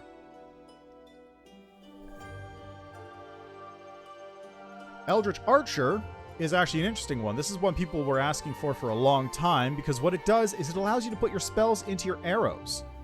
So this is actually a very, very useful ability, since what you can do is you can actually plant a spell into an arrow and then fire it off at a long range, because bows have a much larger range than a lot of spells do. I mean, it's probably less vital here because like ranged attacks in this are basically in the same distance that a normal spell attack would be, but in the main game, yeah, pretty much. Like in tabletop, what you could use this for is you could load up a ray of frost or something into an arrow and then fire it like a quarter of a mile away and just hit somebody with it. That kind of stuff. That's the kind of thing you get out of a Eldritch Archer. Eldritch Scions, I believe. Let's see. Okay, so there's sorcerers, sorcerer-likes. They get cantrips, and they get sorcerer bloodlines. Hexcrafter, I believe, is one that lets you slap hexes onto your weapons as well, which is also actually very strong, since you're able to smack people with things that also reduce their AC, or reduce their attack, or reduce their ability to dodge things and whatnot. Spelldancer is... I want to say this is based off the Bladed Scarf Dancer archetype, which is elves specifically. You get... what is this? Spelldance, ability to spend 1 point for the arcane, to dodge bonus. Yeah, I'm pretty sure, like, there's an archetype called Bladed Scarf Dancer, which is, again, specifically a magus archetype for elves, which I believe this is based off of. It's much more about mobility and, like, literally dancing around enemies. Greater Dance of Avoidance. That one also had bonuses where you could cast things into your Bladed Scarf and then use it as a ranged weapon. And finally, Sword Saint, which in the tabletop game is called Kensei, because Sword Saint is the samurai archetype, which gets you EI slashes, which are super cool. Anyway, this one is all about dueling. You get to add your intelligence bonus to your AC, which is very strong. You get Perfect Strike, ability to fight stronger. You get fighter training, Counter-Strike. You get lethal focus, which is add your int to your damage when attacking a flat-footed target. A lot of cool stuff. There's Lightning Draw. It's totally not EI slash. Anyway, Sword Saint is another cool one. That's a good one. A lot of people pick that one. Too bad they don't have Black Blade. But you basically get a Black Blade later, so it's fine. Alright, Monk. Everyone knows what a monk is. You got your Jackie Chans, you got your Bulletproof Monks, you've got your Monk starring Tony Shalhoub. Was that his name? I don't remember offhand, actually. I just remember the story about his brother making the dog poop picking up device called the Shapoopy. Anyway, Monk is just a class all about punching people really hard, and also you get special abilities because you're so cool. Like, you're the strongest and coolest, and you have magical key mystic powers that you can use to, like, cast spells, or teleport around, or just punch people even harder. Quarterstaff Master is all about that, except instead of using your fist, you get quarterstaffs. And there's a lot of quarterstaffs in this game. Like, there's a lot. You may think, like, oh, who's going to use a Quarterstaff Master? That's such a weird archetype. Why would you make an archetype that's all about using a specific weird weapon? There's a lot of quarterstaffs in this game. This is actually a legit archetype, okay? Anyway, it's a very good archetype if you want to use quarterstaffs. It just makes your quarterstaffs hit harder. Scaled Fist. Instead of being a wise mystical master, you're instead a very charismatic mystical master. Because you like dragons so much, you became able to use draconic stuff. And you also use Charisma for some of your class abilities. And I guess you get Draconic Heritage, too. I didn't remember that one. Yeah, that's true, too. No, but, like, it's actually, like, it does a lot. Scale Fist is good. Scale Fist was probably one of the better archetypes to come out of Legacy of Dragons. I think it's probably one of the only good archetypes to come out of Legacy of Dragons, actually. But yeah, it's a decent archetype. You just lose out on the little bit of synergy for having your Wisdom modifier also be tied to your AC, as well as your Wiz save. It's one of the best dips from... Yeah, that's true, because you can just dip a level of this and go into Paladin or something. Anyway, Scale Fist, not bad. It's a very good one-level dip, if nothing else. Sensei Monk. Yeah, I'm going Alchemist. Once I get through the rest of these classes. Alright, so Sensei Monk is a very weird archetype. So, most of the time when a monk uses something like, they have the ability to bark skin themselves, which means they get more natural armor. Or they have the ability to Dimension Door, they can teleport around. Sensei Monk instead gives the ability to use that on somebody else in your party. So you can buff up other people, you can teleport them around using your actions. It's a real goofy time. There's actually when you stack archetypes in pen and paper, there's a lot of dumb stuff you can do with that. For example, you can take Monk of the Healing Hand, which at level 20 gives you the ability to... Hold on, I'm gonna just... Let me just read this because it's a very goofy archetype. So, Monk of the Healing Hand. So, Monk of the Healing Hand is a healing monk archetype. It allows you to, like, use your ki powers to heal other allies, that sort of thing. You can raise dead by using all your ki to just resurrect somebody. At level 20, at 20th level, in a final selfless act, a Monk of the Healing Hand can draw in his entire ki, which then explodes outward in a 50-foot radius emanation. All dead allies within the emanation are brought back to life as if they were the subject of a true resurrection spell with a caster level equal to the monk's level. When the monk does this, he is truly and utterly destroyed. A monk destroyed in this way can never come back to life, not even by way of a wish or miracle spell or by the power of a deity. Furthermore, the monk's name can never be spoken or written down again. All written mentions of his name become nothing more than a blank space. Which is the dumbest, but also the coolest final capstone ability in the game. You resurrect your entire party, but you never existed.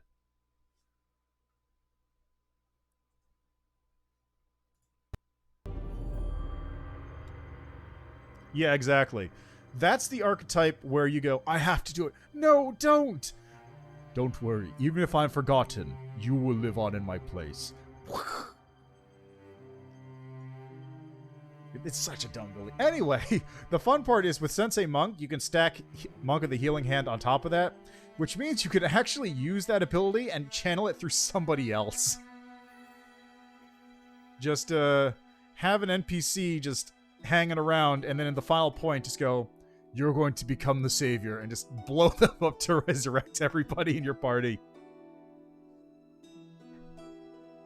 Anyway, dumb stuff. Sohei are masters of the horse and the hunt. They are mounted monks, and I believe they get to use bows as well. Not as good as Zen archers, but they do get to use them. Key strike magic, key weapon.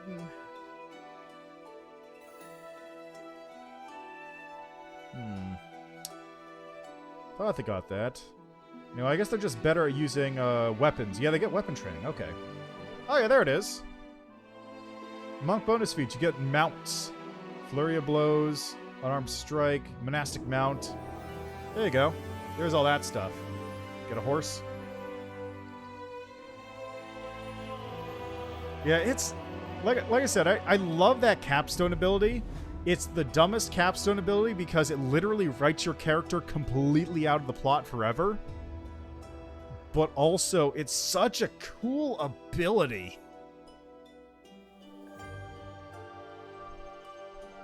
Alright, next up, Student of the Stone. This is an archetype specific to the Oread race, I believe. Yes. By following the path of stone, students of stone give up much of the monk's mobility in favor of sheer resilience. So you get bonuses against people trying to move you. You get, I believe you get stuff like Elemental Fist. Oh, you actually get Elemental Fist. Wow. You get Body of Stone, Light Fortification, so you get to reduce crits and such. You get DR, stuff like that. Traditional Monk is basically the same thing as a normal monk, except instead of getting the ability to choose between a bunch of different abilities, you get a specific layout of abilities and specific, like, stuff. It's basically just, this is what you want to play if you want to play the original monk style. That's it. Just, do you want to play the original version of the monk or the updated version of the monk that gives you all these little things to choose between?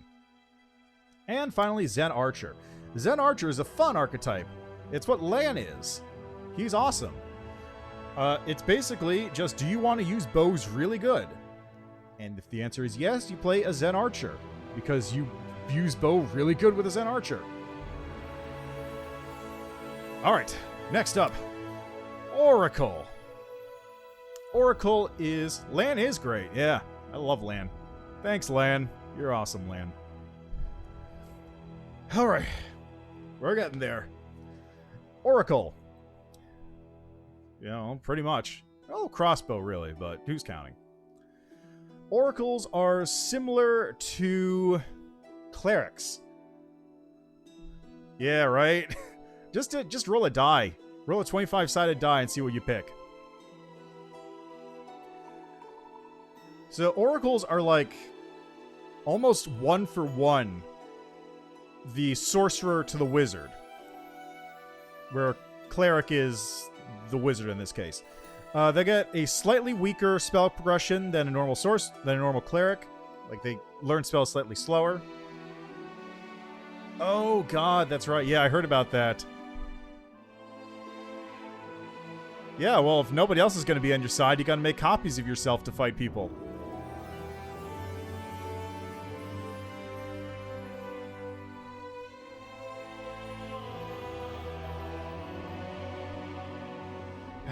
Alright, anyway, back to Oracle. So they learn spells at a slightly slower pace than regular clerics, but in exchange they get a bunch of pretty decent innate abilities just on top of it, which are their curses. So you get different curses, like you get Blackened, which means your hands have been shriveled up from, like, being burned, but in exchange, you get the ability to cast Scorching Ray at people. Or Lame, where your speed is reduced, but you never get reduced due to encumbrance, and also you're immune to fatigue, and then exhaustion, and you're never reduced by armor. Just all this kind of stuff like that.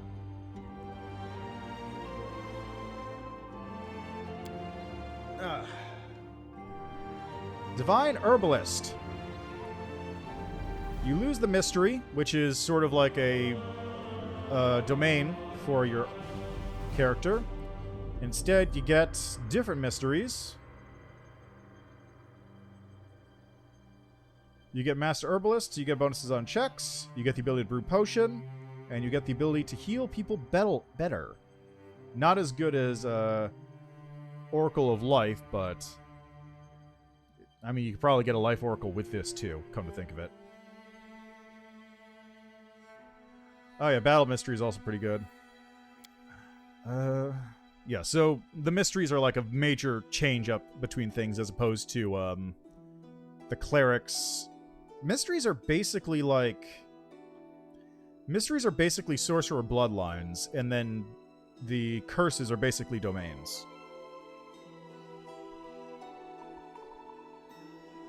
Alright, Enlightened Philosophers. You get different mysteries, you get skill focuses, revelations based on your chosen stuff, so you get an extra revelation there, and more intelligence. Just straight up boost your... That's it, just straight up boost. Upon achieving 20th level, you achieve true enlightenment and become one with the universe. You receive a bonus on all saving throws equal to your charisma modifier. You become immune to confusion, exhaustion, fatigue, nausea, and sicken effects. You can take 20 on all knowledge skill checks. Once per day, should you die 1 round after dying, you're reborn as a living example of the summoning of your chosen philosophy. Your body reforms with all your equipment, and you return to life with maximum hit points. So that's a thing. Lone Strider. You get to increase your speed. I'm going to guess this probably... Let's see. So you get to increase your speed. No enemies around. You gain 20% concealment for a round. Or 50% concealment, which allows you to stealth around better. Yeah, well, I mean, it's called the Enlightened Philosopher for a reason, and you also have to be level 20 for that to trigger. Possessed Oracle. You gain +2 bonus on mind effect saving throws against mind affecting effects because you have 2 minds. Literally 2 minds. Purifier. Trade out some revelation abilities for the ability to channel holy power to harm evil outsiders. I mean, that's true, yeah. Just cultivate. It's a cultivation class. Seeker. So you got bonus feats for magic, trap finding. I guess this is more of a castery type. Oh, do they? Oh, that's really cool. So they probably have, like, hidden versions for different paths. That's super cool. Makes me kind of wish I hadn't picked that now. Oh, well.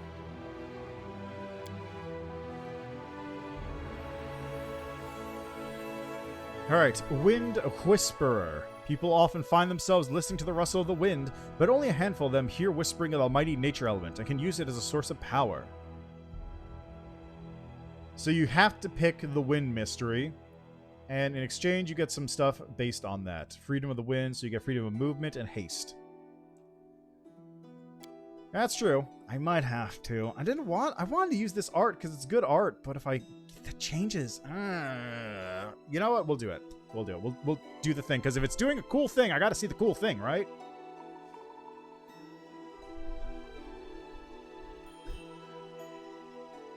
Yeah. Alright. Paladin. Paladin is basically the basic bitch choice for this campaign. Only the monk and thiefling are cool.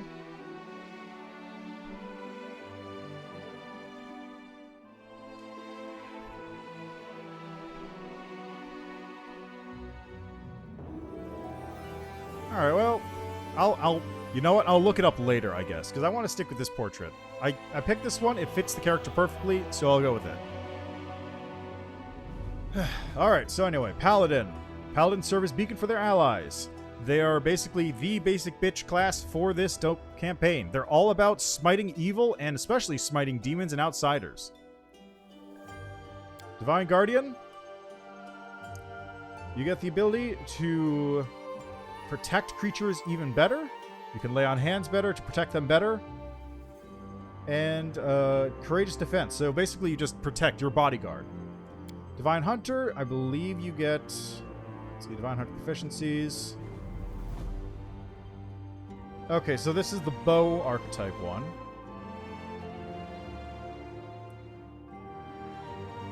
Divine Scion. Studied target and sneak attack.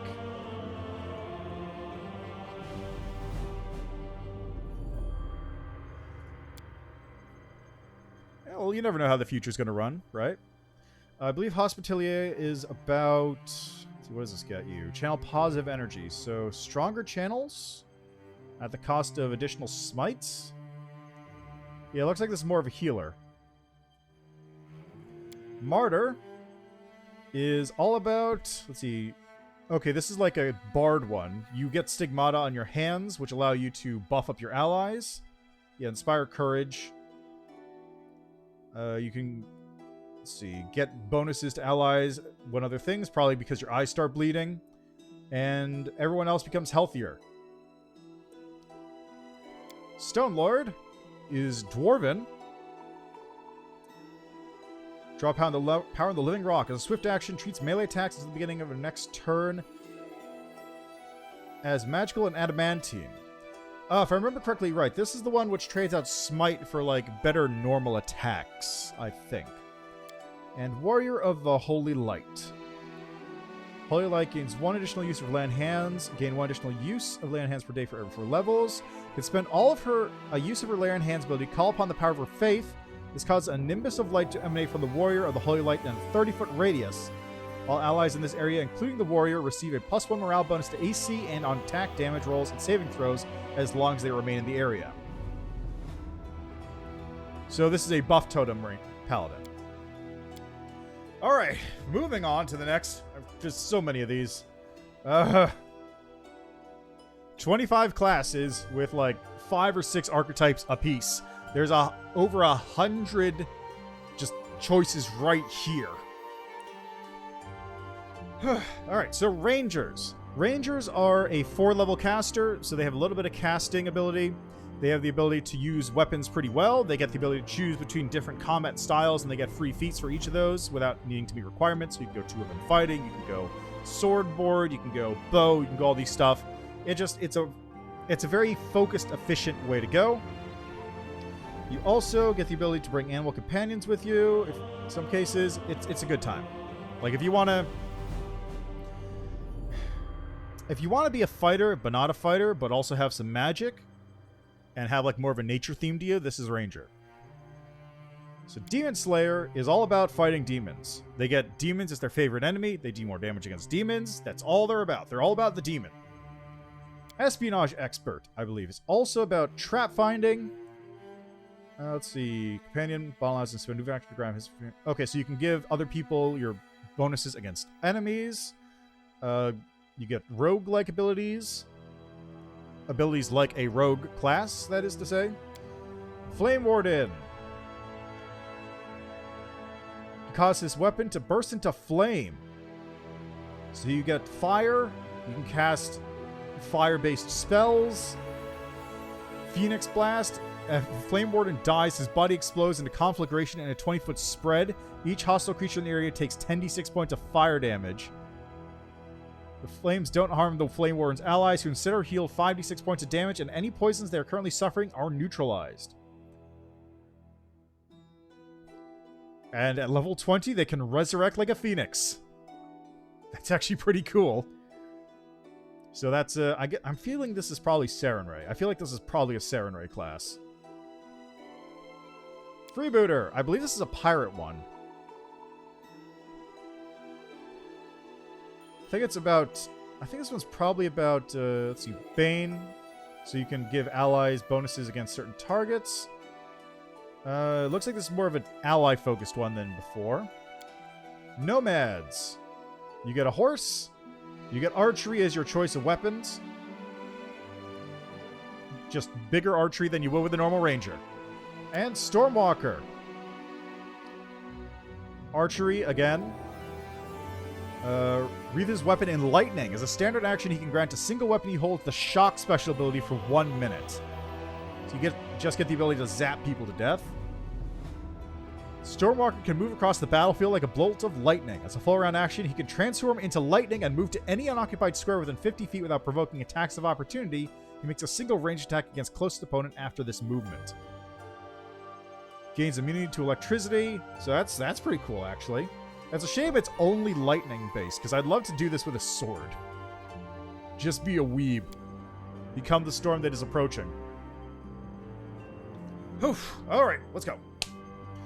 Rogue. Rogues are the big sneaky stabby trap findy archetype. They have sneak attack, they have evasion, so they're very good at getting out of sticky situations. They have special abilities all about sneaking and stabbing. Eldritch Scoundrel is if you want to be slightly less sneak, but you also want to cast spells. Knife Master is if you want to stab really good with a knife. That's literally it. That's all they do. They're really good at knives. Like, they trade out reflex saves against unseen things for knife damage, basically.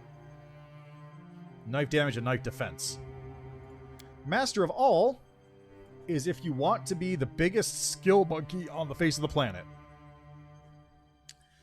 This is half-elf specific as well. So, there is an archetype in regular Pathfinder called Phantom Thief. Yeah, I really want to do a Master of All as well, honestly. So there's an archetype in normal Pathfinder called Phantom Thief, and what it does is it basically loses all combat, all the sneak attack stuff, and in exchange you get the ability to take combat feats with all your rogue talents, and also you get super skill use. And I mean like super skill use. They are the best skill characters in the game by far. I mean, it's a common term, I think, right? I'm not old, I think. Oh my god, it's been almost 2 hours in for character creation options. Anyway, yeah, so Phantom Thief is just the best skill character in the game. And this is sort of like a degraded version of it, but you do also keep your combat stuff. So you keep some of the rogue flavor, but also you get more skill things. So this does seem like a really cool one to try out.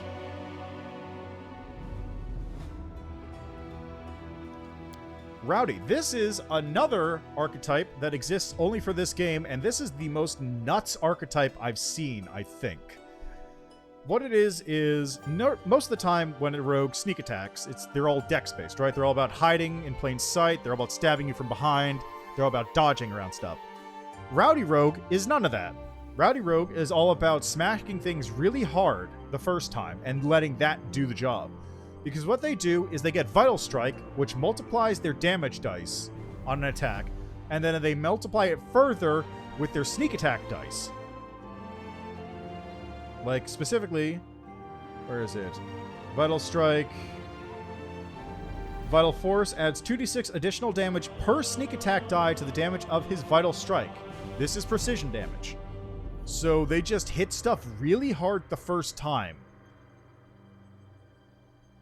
And that's good. And just to point out how nuts this is, there's mythic stuff in this game, and Mythic Vital Strike multiplies the damage from a Vital Strike on a crit. So you can crit with this and just decimate somebody instantaneously with it. Which is probably how a lot of people do their, like, really dumb, absurd damage output builds on this game. Just take Rowdy, just stab someone and watch them explode. Alright, Sylvan Trickster. Swaps out regular rogue talents for different rogue talents, which gives you hexes. So you get to have a little bit of witch flavor in there, as well as a couple small druid flavor things in there too.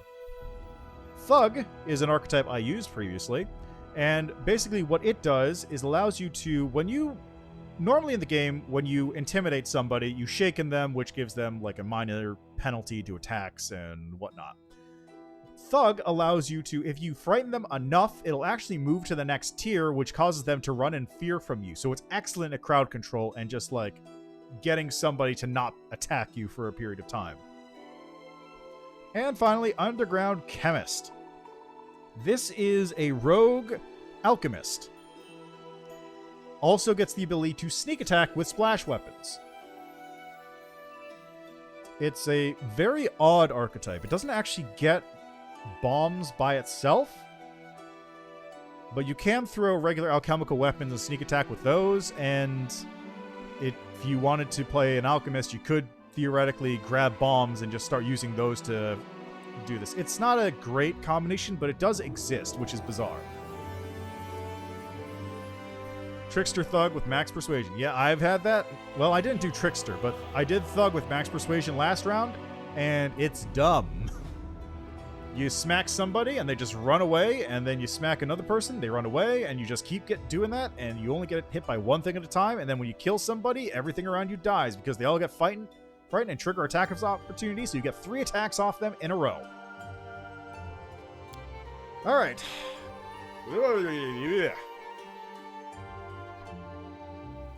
We're almost there. End is in sight. Alright. So, the Shaman. Shaman is another 9th level caster. This one I'm really not as familiar with. They get spells as a 9th level caster. They have, I believe, like the Witch spell list or Divine Caster spell list. But they also get spirits. And what spirits do is each spirit gives you additional hexes, so you get some witch casting bonus things there, and they also give you bonus spells. And then on top of that, yeah, you just get regular hexes, so kind of witch-like, and then you get spirits, and then stuff like that. Possessed Shaman. Let's see. You get shared skill. Okay, so return. So you actually get possessed by the spirit, which gives you bonuses on skill checks, but as a result, you get negatives to some saves. And then you get even more skill. So this is a skill type thing. Shadow Shaman.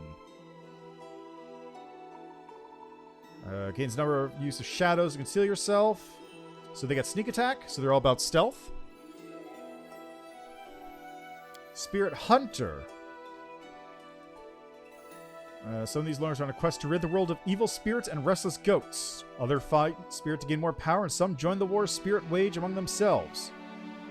So this, I believe, is what Camellia is. So she's much more of a martial-focused spirit than other people. Instead of getting a spirit animal, you get specifically battle or bones or one of these things. Anyway, she's much more about combat and, like, buffing up and then using that kind of stuff. Spirit Warden is closer to a cleric, it looks like. More about healing and, like, undead and life kind of dealies. Unsworn Shaman. Never binds to one specific spirit, which means that you always have wandering spirits. You always get the ability to just choose from a wide variety instead of having one specific set of abilities. I feel like this is less useful in this game because there's a mythic ability that lets you just choose random other spirits every day, but I could see it being used. So you get multiple minor spirits. Actually, you know what this kind of looks like? This kind of looks like the medium. There's a medium class which lets you, like, draw in specific kinds of spirits that give you different skill sets. So it kind of looks like it's doing that sort of thing with it. Alright, Wildland Shaman. Half-orc specific, it looks like. You get the battle spirit. And, seems like it's about it. And finally, a Witch Doctor. Again, healing seems like it's more... probably closer to healing than the other one. Yeah, okay, it seems like this is more about healing and, like, cleansing allies than Spirit Warden was.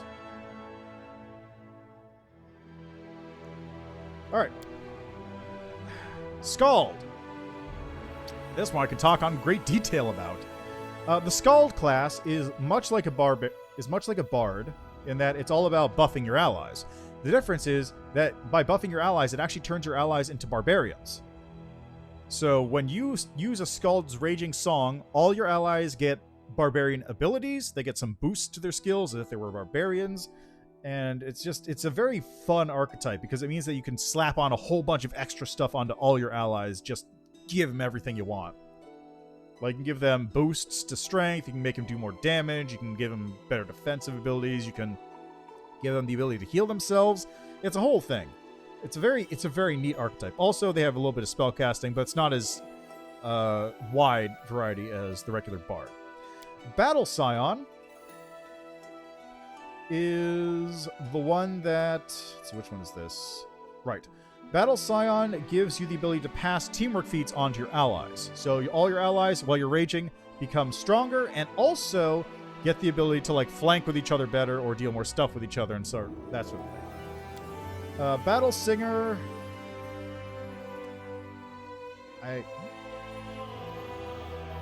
Battle Singer's brand new. I haven't seen this one before.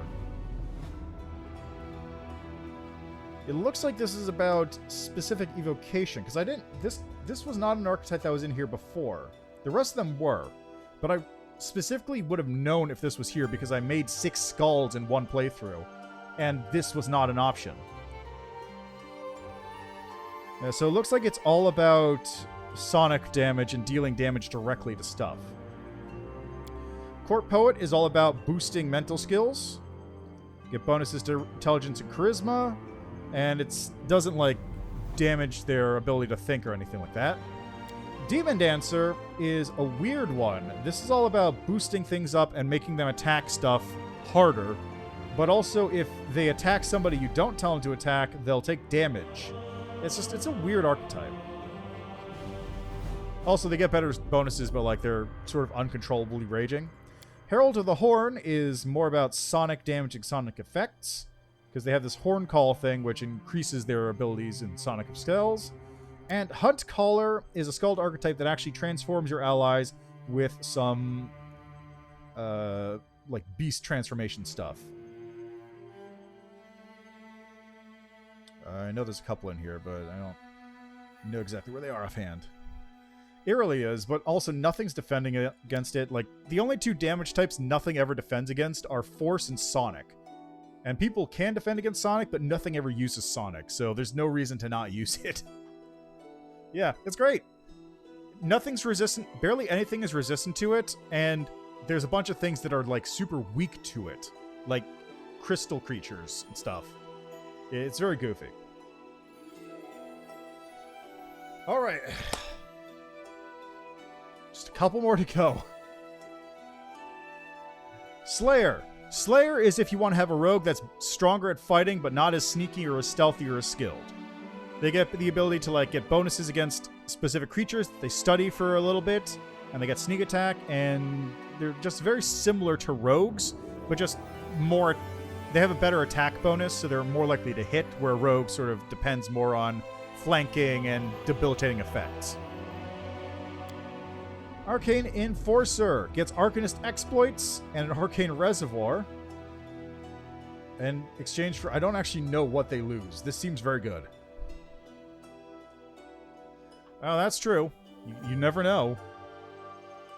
See, a 13th level, a Slayer can once per day increase his movement speed by 30 feet, and his movement doesn't provoke attacks. Okay, so that runs removed. For greater exploit. I honestly don't... Okay, so it looks like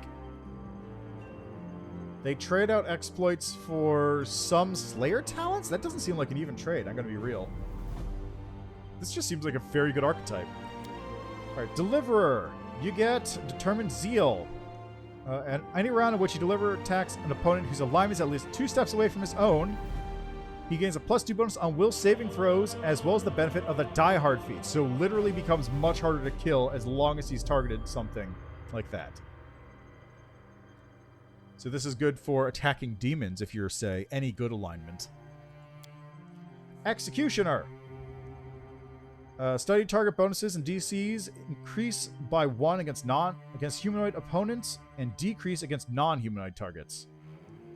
So basically, you're much better at killing cultists.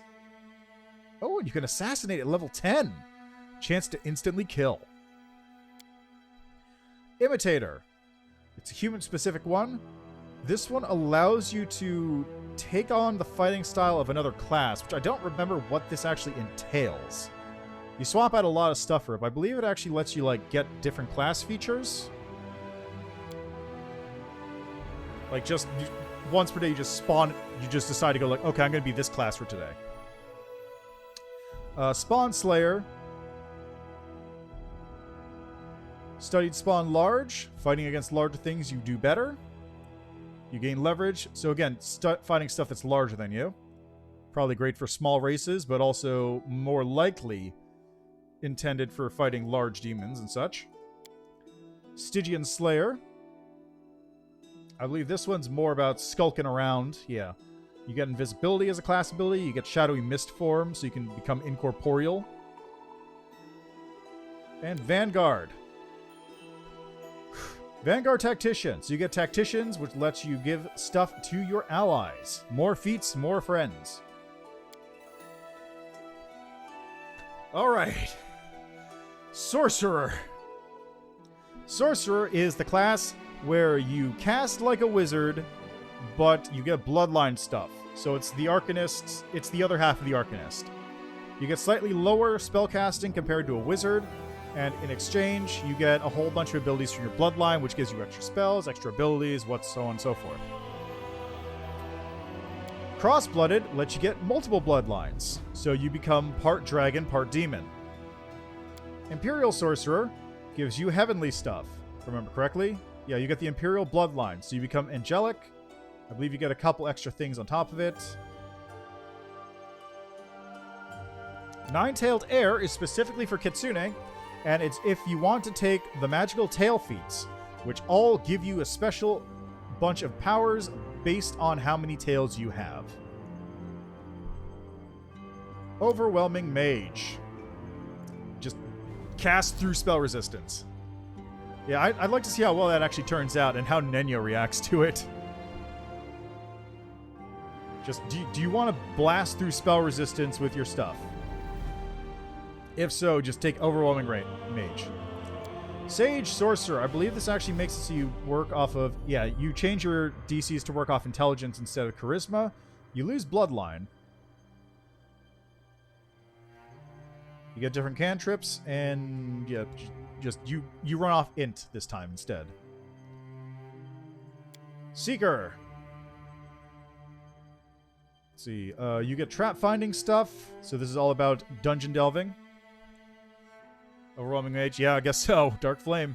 Just blast through the resistances. So it looks like this is all about summoning and working by yourself to an extent. And Sylvan Sorcerer, I believe, has Fey stuff. Fey and Druids. Alright.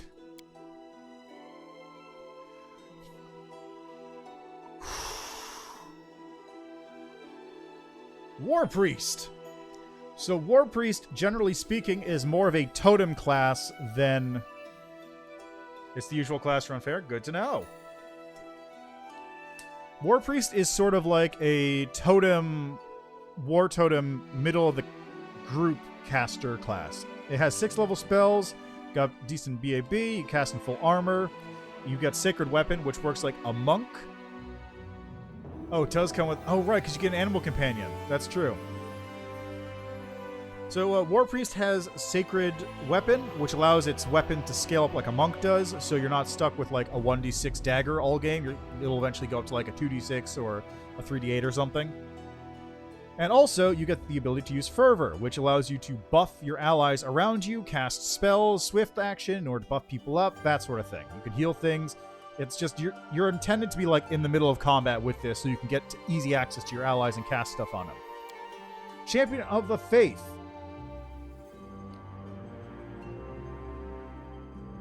Let's see. Must select one of the following chosen alignments. Chosen alignment is referred to as opposed alignment. Good and evil opposed with other. Blessings. So let's see. You can smite people. So you basically become like a pseudo paladin. Cult leader. Different from the cult leader mesmerist archetype. You get sneak attack. And I want to say this is all about, like, getting your allies to, like, do stuff for you. Can fascinate all enemies. Oh, so you actually turn enemies into allies. Hide in plain sight. Hide in plain sight? Wow. Okay.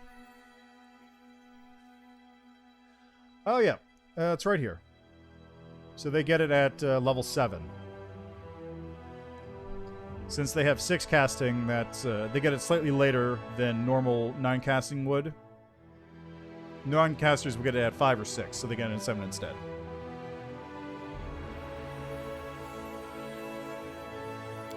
Alright. Disenchanter, I believe, is all about debuffing by, like, getting rid of spell effects. Mystical Interference, channel a burst of pure abjuration magic to grant protection to himself and all allies. You get the ability to banish enchantments. Yeah, Ember's pretty great. Like, she's honestly very useful. Just having her hexes on hand is just so good. Alright, Feral Champion. So you must take the Animal Blessing, and you get the ability to Wild Shape. So more druidy. Yeah, I guess she's sickeningly sweet innocent. but also just I appreciate the hexes. All right, Proclaimer.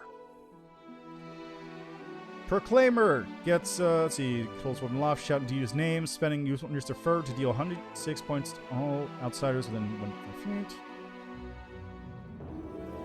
Okay, so this lets you sort of do a burst to cleanse areas of evil and damage evil enemies in that area. So it's sort of an AoE kind of thing with your fervor, but also you get regular cleric stuff on top of it, or... Well, you lose this, but instead you get AoE bonuses. Oh yeah, War Priest is probably a better pick, because you can also pick an evil War Priest.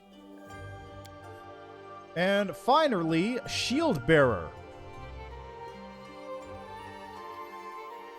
Shield Bearer is a shield-using archetype.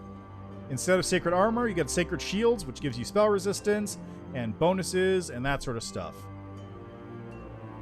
Do you wanna be Shield Man? All right.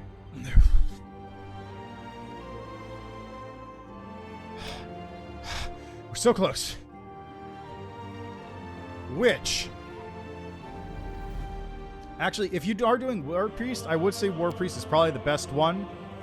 Champion of the Faith, and maybe choose Evil as your or Chaotic as your chosen alignment, so you smite Chaos.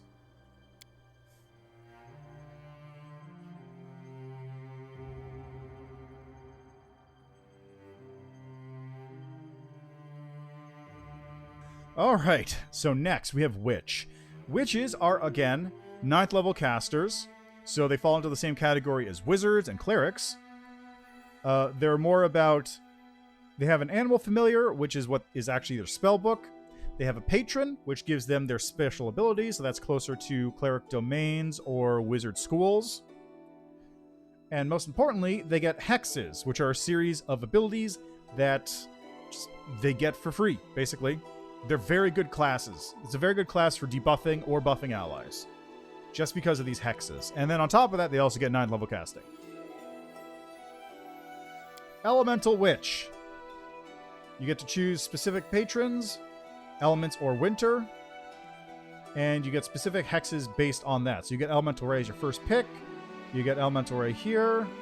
I don't know why you actually lose out on so many hexes for that. It's a little weird, actually. I don't know what's up with that. Oh, I see. Because you got your Elemental Ray scales up. That's why. Yeah, that's true too. And also, the most important part is Paladin can't be evil, and you need to be evil to go into Lich. Alright. Hagbound. Hagbounds are... I believe in... I don't remember offhand. I think in original pen and paper, these are the ones that let you have a coven right off the bat. In this case, they're more based around, I think, actually turning into a hag over time. Yeah, 20th level, you become a hag. Spell resistance 31. Yeah, so just, you very slowly over time turn into a hag as you get stronger. So it's more like a weird flavor kind of thing. Hex Channeler. You can channel energy, and that seems to be about it, really. Every time the Hex Channel is able to learn a new Hex, you can instead increase your channel energy amount by 1d6. So just, do you want to have channel energy, or do you want hexes? Let's make a pick. Leyline Guardian. Tap into the power. Let's see. Witches can latent powers ley lines without even needing to be near one of the points where ley lines powers are accessible to mortal spellcasters. Leyline Guardian is adept at channeling energy from ley lines to enhance her own spells. As a swift action, she increases her effective cast level for the next spell she casts in that round by 1d4 minus 1 levels. After performing Conduit Search, the Leyline Guardian must succeed a fort save or become staggered for a number of minutes equal to the level of the spell cast.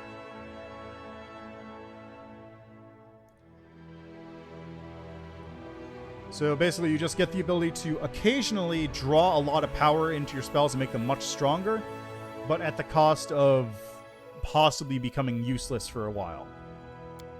Stigmatized Witch is what Ember is, and basically it's just a witch that also has an Oracle Curse, which is its own positive and negative. Oh, you also don't get a patron. And Witch of the Veil. You have to pick the Deception Patron, and you probably worship Savannah. You also become invisible, so I think this is all about stealth. I think I saw something about getting sneak attacks at one point too, but it's all about stealth and invisibility. Alright, and finally, on to the last one, Wizard. Wizard is the big daddy, the Dungeons & Dragons core class. You get the most powerful spells in the game. You get a fast spellcasting progression, but you're also a glass cannon. You will die very quickly if you get hit. But you are the strongest spellcaster, linear fighter, quadratic wizard. This is what they were talking about. Arcane Bomber gets the ability to... Well, you have a couple specific opposed schools, so you don't get the ability to choose schools or whatever. But in exchange, you get Alchemist Bombs. And since you're an int-based class, these are very powerful, and also you have a lot of damage coming out. You get that in exchange for not having cantrips anymore. Chronomancer is Dampier specific. I believe it's blood casting. You get the ability to increase the power of your spells by draining blood from yourself and other creatures, if I remember correctly. Yeah, I suppose that's always an option too. Yeah, and you can use that to get stronger animate dead spells as well. Elemental Specialist. Just get really good at specific elements. Gain the ability to convert elemental spell damage to your chosen element. Oh, that's where that went. Okay, so there's a metamagic feat, which you can apply to spells called Rhyme Metamagic. And what it does is it just changes whatever damage type you're dealing with into cold damage. That's it. That's all it does. But the Winter Witch prestige class has an ability where cold damage bypasses cold immunity. Like half of your cold damage is basically otherworldly cold that's so cold it bypasses cold immunity. So even your cold spells will deal damage. So you could do that and just do that. Oh, wait, the rhyme spell is for the Locate City Bomb? I didn't actually know that. Oh god, yeah, the stupid muscle wizard thing. I love that meme, it's so good. I didn't actually know that rhyme spell was part of Locate City Bomb, though. Anyway,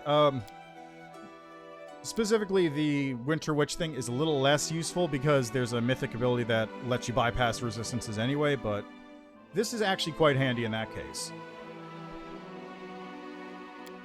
Exploiter Wizard is one of the strongest wizard archetypes in the game.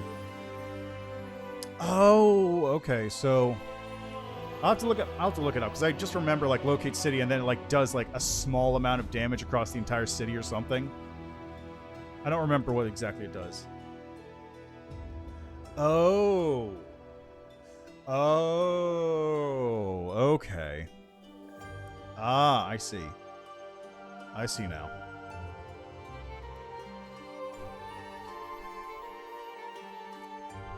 All right. So, Exploiter Wizard is one of the strongest archetypes in the game, in my opinion. You lose specialist schools, but instead you get Exploiter exploits, which include stuff like Potent Magic, which increases your caster level, or Spell Resistance, grant yourself spell resistance, or hold on, where is it?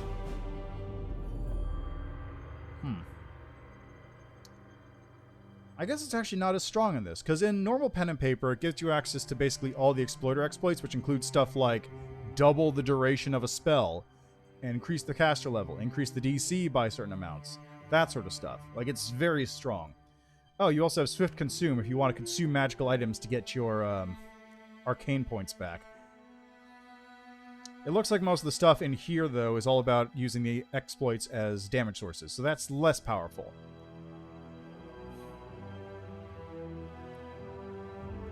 Scroll Savant is a modified version of Scrollmaster Wizard from the normal pen and paper. Scrollmaster Wizard is a very goofy archetype. What it does is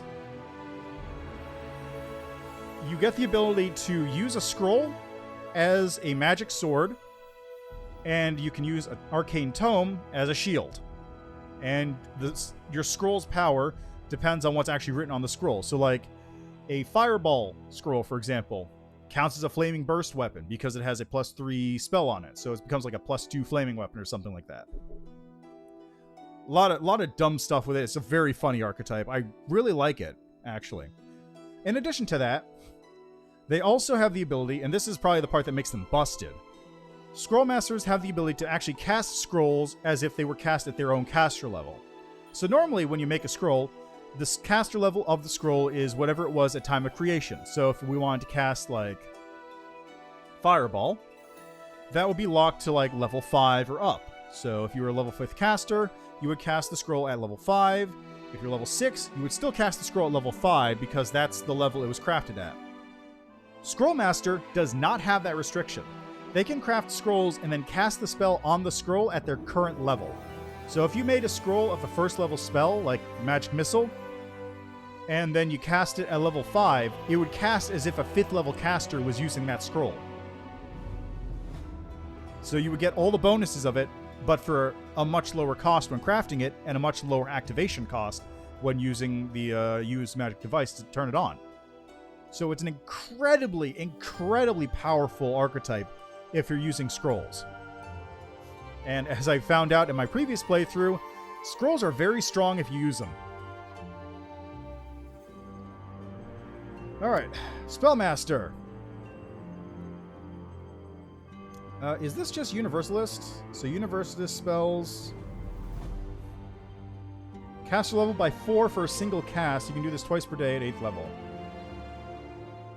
Yeah, Nenyo is basically OP as long as you actually use her class abilities. Okay, so it looks like it's just a Universalist caster, but also they get the ability to cast focus spells on occasion.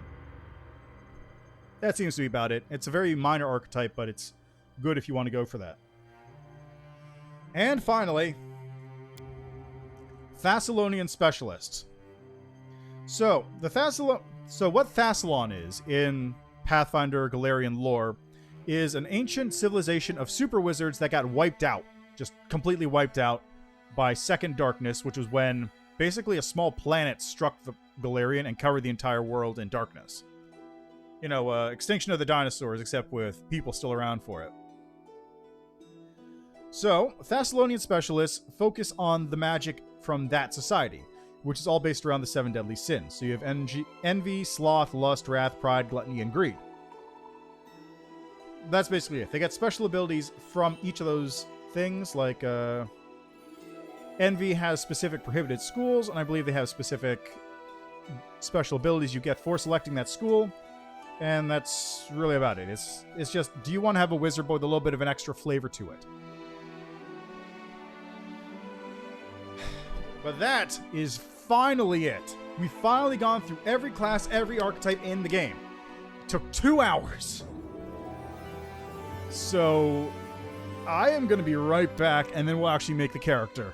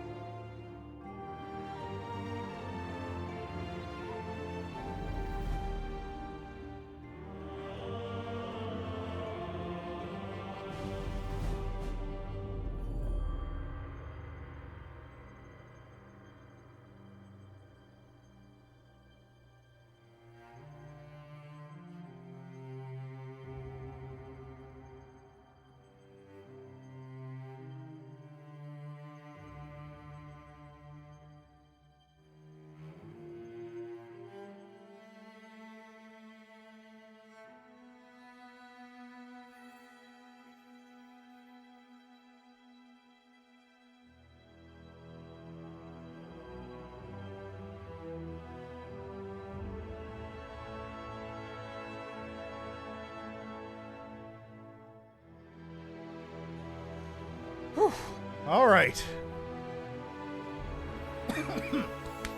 Excuse me. Righty, so let's see. What should we grab? How about...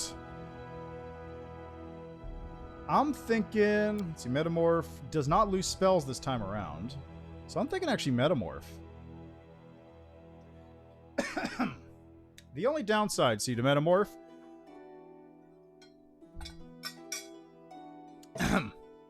is that I do lose out on bombs, and touch attacks are very strong. But I think I should be alright. Nah, it's not going to take that much time. Vivisectionist is also an option, yeah, but... Oh, wow. Vivisectionist trades out discoveries for other things. Like, you lose all the discoveries for... I guess you wouldn't need the bombs. That makes sense.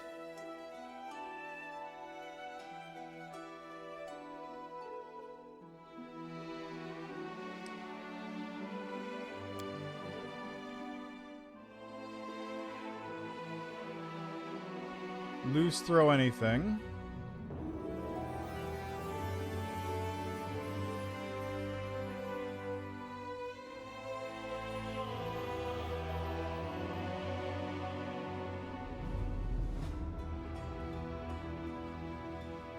Oh, this building...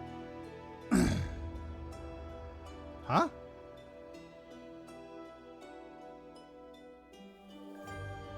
Okay, so this has... Okay, so this ability replaces alchemy, which includes bombs, extracts, and mutagen, and throw anything, but they didn't indicate that it actually replaces this. So yeah, I am going to go for Vivisectionist in that case. Oh, I know. I'm aware. A new follower. Oh, thanks for the follow, Evil Cursed Potato. Hope you're enjoying the stream so far, even though I haven't left character creation for 2 hours. Yeah, I just wanted to double check and confirm that Metamorph was going to lose. Hey, how are you doing? I just wanted to confirm that Metamorph was going to lose spellcasting, which it does. It says right there, it loses extracts, which are my spellcasting abilities. So, still, again, not the best choice. Never will be, because there's just too much potential in the spells. Ah, fair enough. I'm doing alright. I'm thoroughly enjoying myself with character creation options, even though I literally have just started making the character now. I just have gone through the rest of him so far.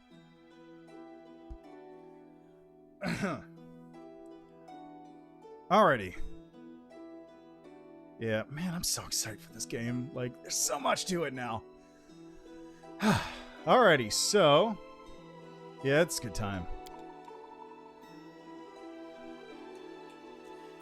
Now, the big question here. What race to pick? You got your humans. They get a +2 bonus to a score, and also... they get feats and skill. So they get a bonus feat. They also get an extra skill rank. Elves. They get bonuses to Dex and Intelligence, and they're kind of poncy, and that's it. Dwarves. They get bonuses to Con, Wiz, and a minus on Charisma. Also, elves have a -2 to Constitution. Gnomes. Penalty to Strength, bonuses to Constitution and Charisma. Halflings. Bonus to Dex, -2 to Strength, +2 to Charisma. They're very charming and very skittish, but they're also not going to be hitting too hard. Half-elves are like regular elves, except they're also humans. They get a bonus racial point anywhere they want, and a bonus on perception, or including to saving throws against sleep. Half-orcs, again, bonus to whatever they want. They get intimidating, weapon ferocity, orc ferocity, weapon familiarity, keen senses, racial heritage.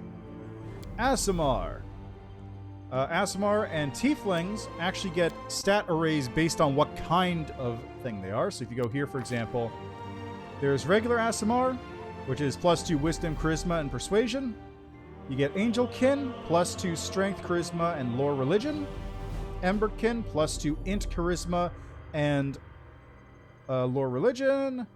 Idolkin, Agathian blooded.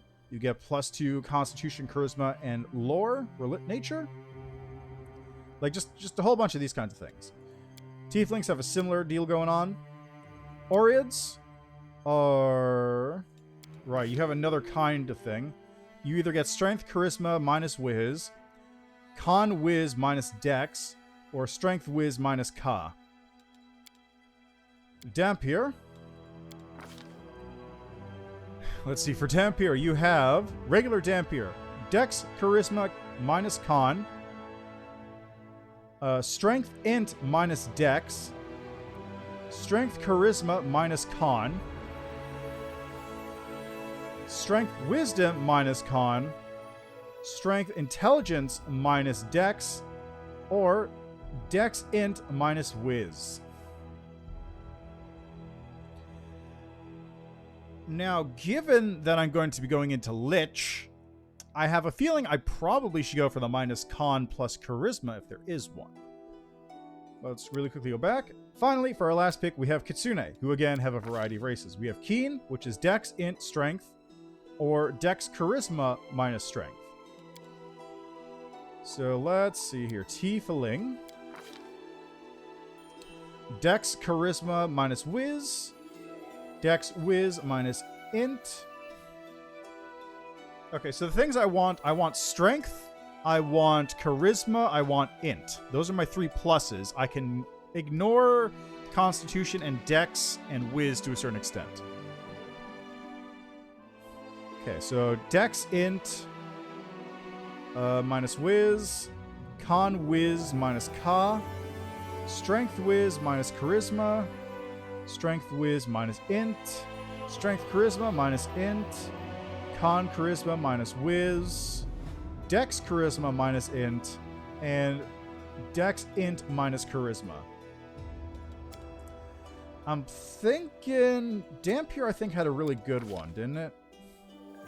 Dex Charisma minus Con, Strength Int minus Dex, Strength Charisma minus Con, Strength Wisdom minus Con, Strength Int minus Dex. Let's go with this one. Vampire Kingborn, the Sacred Ancestry. So it's either going to be this one for Strength Int minus Dex, or Dex Strength Int minus Dex. Oh, those are actually the same. Strength Int minus Dex. So do I want Mobility and Knowledge World, or Persuasion and Knowledge World?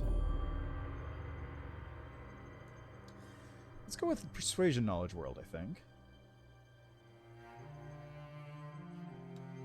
Alright, background selection.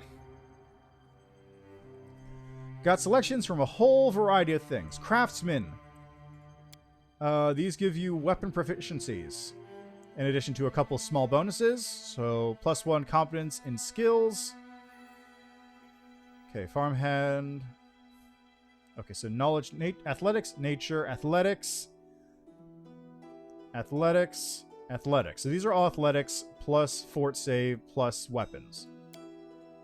Noble. Persuasion and trickery. Plus rapier. If I'm going to be vivisectionisting, I'm probably going to go feral mutagen, so I'm not going to use anything with a weapon. Persuasion, Knowledge World to list of class skills. Oblate. We have Healer, Alkalite, Persuasion, Lore Religion. Also use Wisdom instead of Charisma. Wisdom instead of, while attempting Lore Nature, or Lore Religion. Let's see. Improved Unarmed Strike. Regional. Let's see. Regional feats. We have Aldori Dueling Proficiency. Alkenstar, Alchemist. Knowledge Arcana, +1 damage to Alchemist Bombs. I don't have that, so whatever. Andoran Diplomat. Persuasion and Diplomacy. Chalaxian Diabolist. Gebian Necromancer. Adds Lore Religion to list of class skills, and undead creatures and companions get +3 bonus to maximum hit points. Why? Look at this. That seems like the best option. Mendevian Orphan. Throws on Demons. Wangi Hunter. Nexian Scholar. Assyrian Historian, Kadiran Wanderer, River Kingdom's Daredevil, Shackles Corsair, Ustalav Peasant, you get the scythe as a weapon, Varisian Explorer, Warrior of the Linorm Kings.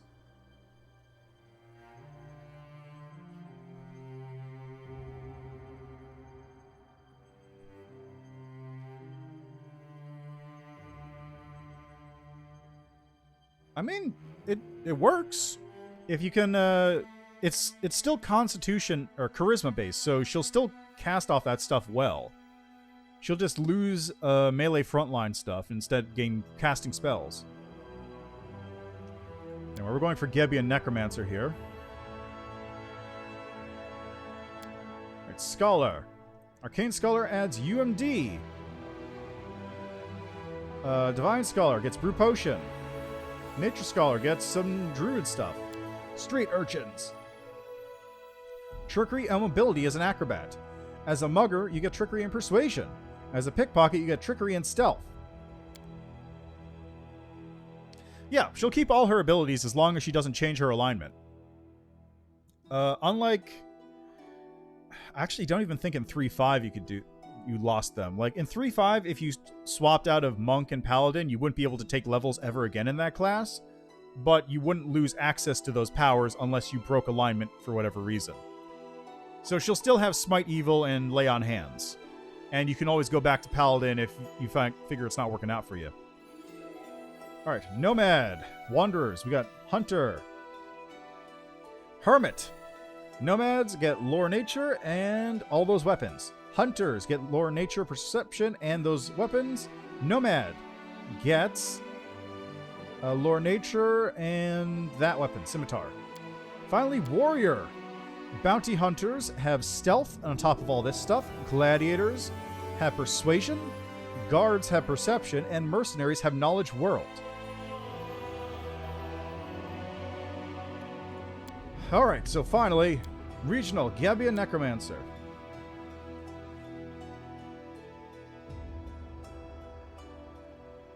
Oh yeah, no, that should work then. I think it'll even stack. Nah, that would be funny for just... Okay, Hermit, you're gonna play a Hermit now. Alright, so Gebian Necromancer adds Lore Religion to my class skills. Undead creatures, companions get +3 bonus to maximum hit points. If the character already has the class skill, weapon proficiency, or armor proficiency granted by the background, then the corresponding bonuses from background change into a +1 competence bonus in case of skills, +1 enhancement bonus in case of weapon proficiency, and -1 armor check penalty reduction in case of armor proficiency. So in this case, the only thing I might get is the Lore Religion bonus, but we'll see. I don't think I have Lore Religion from Alchemist normally. Let's check, actually. Oh, it's right there. Nope, don't have Lore Religion. So instead I have Lore Religion. Hey. Alright, now. Now then, as an alchemist, your 3 major stats are Intelligence, Dexterity, and Constitution in that order, usually. Because you have Dexterity for AC and to throw bombs, you have Intelligence, obviously, for spells, DCs, and effect DCs, and you have Constitution just for general survivability. However, as I am going into a more melee-focused build, I'll have Feral Mutagen, I'll have melee attacks, I'll probably be getting armor when possible. I don't need Dex as much as I need Strength and Constitution. Intelligence is also necessary, but not as much as normal. So, I'll be going Int up to 16. 16 int means that I can cast every spell I'm going to have as a alchemist. It also means that I have a couple extra bombs. My DCs are okay. It's not too far over what I need it to be. Constitution. Okay, strength is going to go up to 16. There we go. Constitution is up to 16. So now I have this buffed up.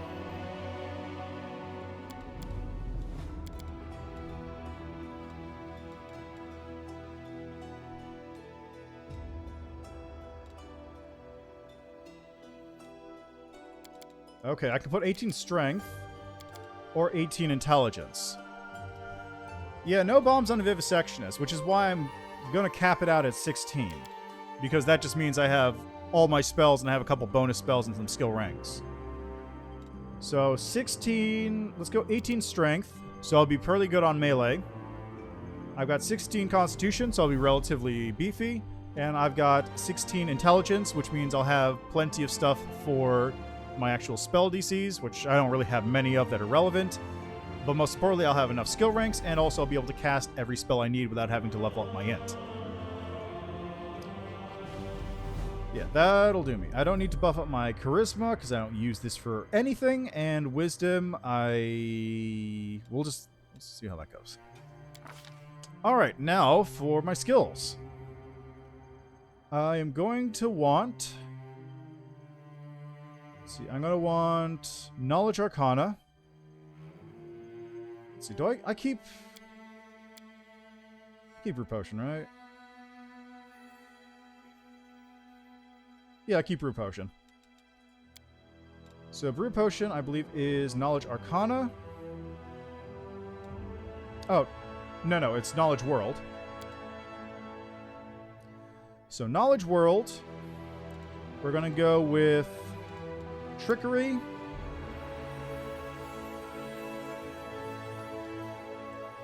We're going to be going with... Let's see... Knowledge Relation, I think. I get that from Gevian Necromancer. And... Stealth or Perception? Let's go with UMD. I don't... Well, no. I'm going to be crafting spells. I don't need UMD.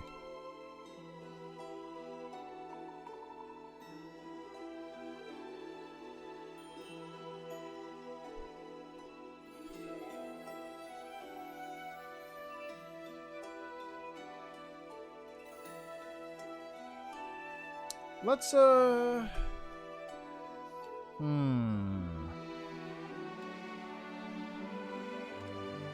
Let's do Lore Nature... No, Knowledge Arcana. Knowledge Arcana. Knowledge Arcana will let me identify stuff, and I'll also be able to learn spells. Yeah, I'll have somebody else deal with Perception. This should do the trick.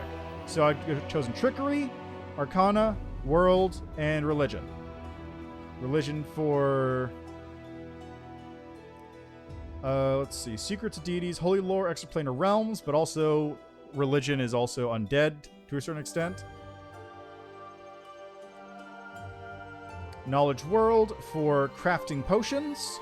Knowledge Arcana for identifying and also learning spells. And Trickery, because god damn it, Woljith. Onwards. Right.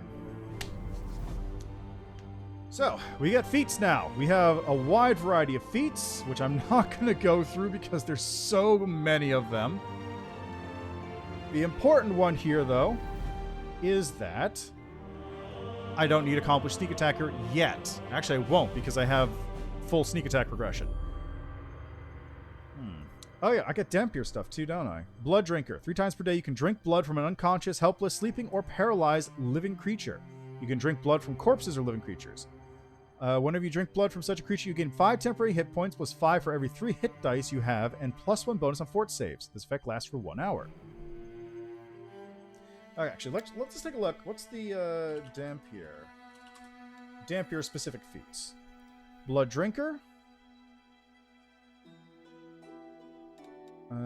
Negative energy affinity also was.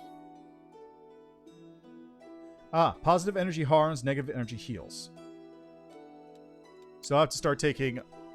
This is why I have to take inflict wounds on myself.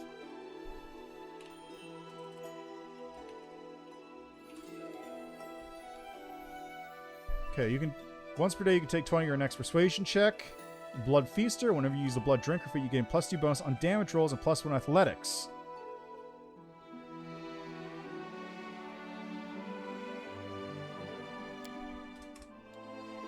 Okay. What else should I grab? What else can I get? Power attack. I do qualify for power attack.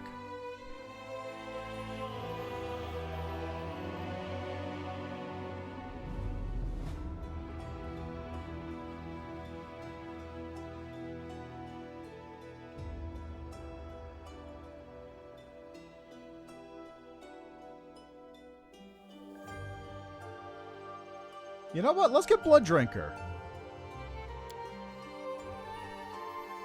This will help me heal up, and I'll be able to drink blood off of some corpses. Alright, spells. Shield. Expeditious Retreat. I wish I could use this.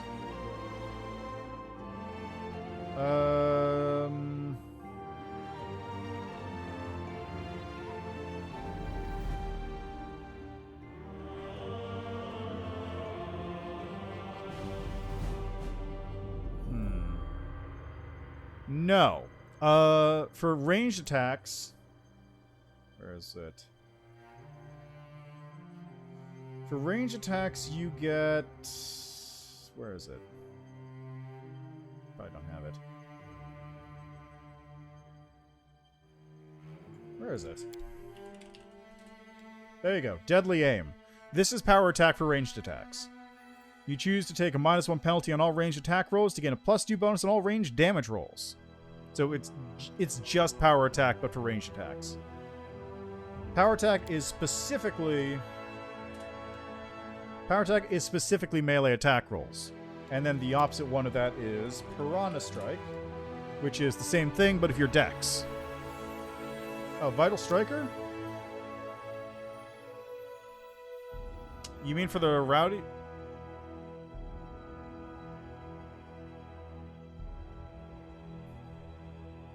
Oh, yeah, Vital Strike. Yeah, right, dumb. Yes. Vital Strike works with anything you do as an attack as long as it's its own standard action. So you can't do it with spells, but you can do it with a ranged attack or a melee attack.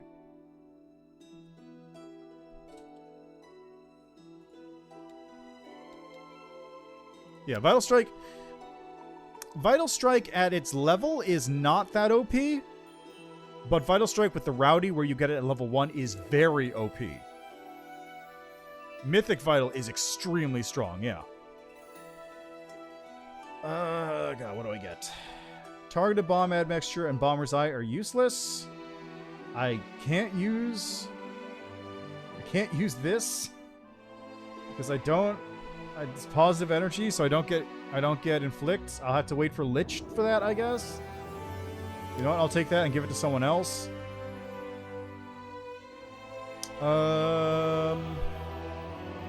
Let's go Reduce Person. Stone Fist. And... Fire Belly. Now, as for gods... I'm going for Lawful Evil, so who are my lawful neutrals?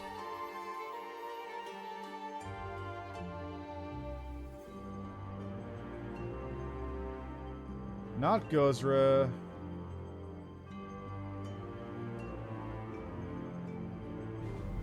Maybe Godclaw.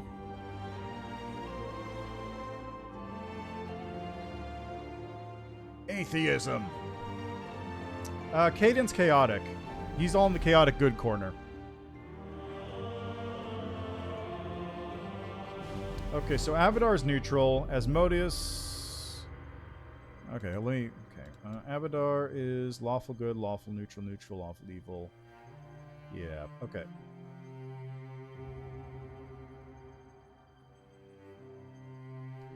Abadar is there. You know what? Let's go with Godclaw.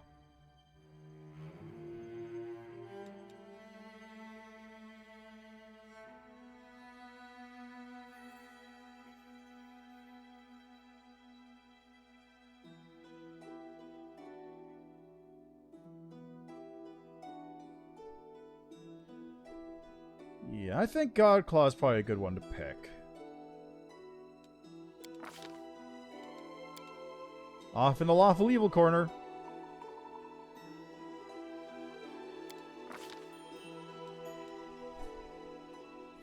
Yeah, pretty much.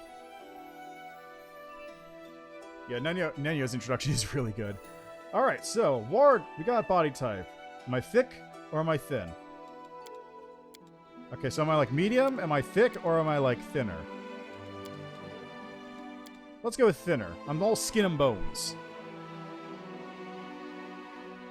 You chaotic good do-gooders always think you got the best. Yeesh, what is wrong with you people?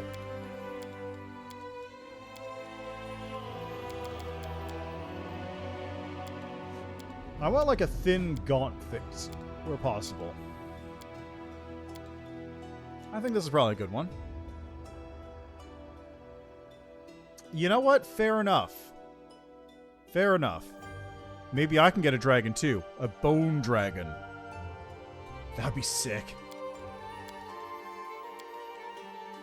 Okay, if I'm a vivisectionist, I definitely need to be scarred up. Whoops.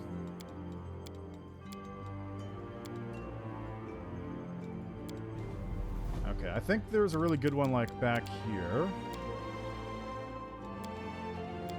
Yeah, there we go. That's a nice scar. Okay, 12 primerness, 3 vig, 3 tug, 1 scale fist, 1 something else. Ah, yes, the old multi-class.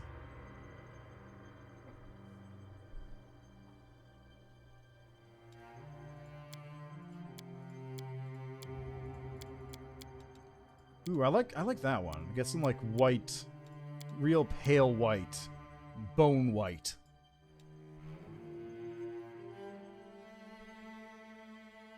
Well, what about the dragon eggs you get from the sanctuary? They're probably nice dragons too once you get used to them. Ooh, that sucks. Well, at least you know what you did, so you don't have to spend all that time building it again. I suppose they aren't Ivu.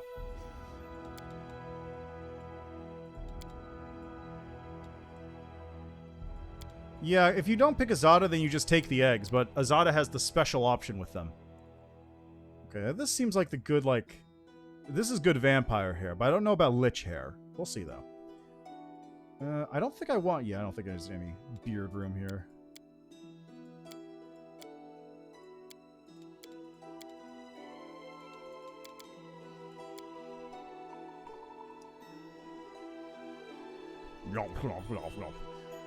Delicious. Okay, we got some war paint. I like the one that kind of looks like angry eyebrows. Let's go with that one.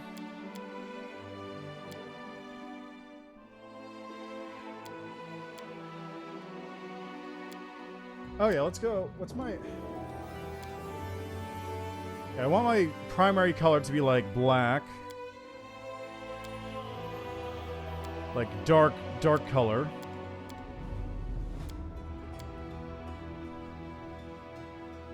And then like hints of blue, I guess. Hints of silvery blue or something. Yeah, that looks good. It's not quite as dark as I'd want. Like, there's a little bit too much color on here still. I want it to be, like, pitch black on most of my stuff. It's a little bit too, like, brown.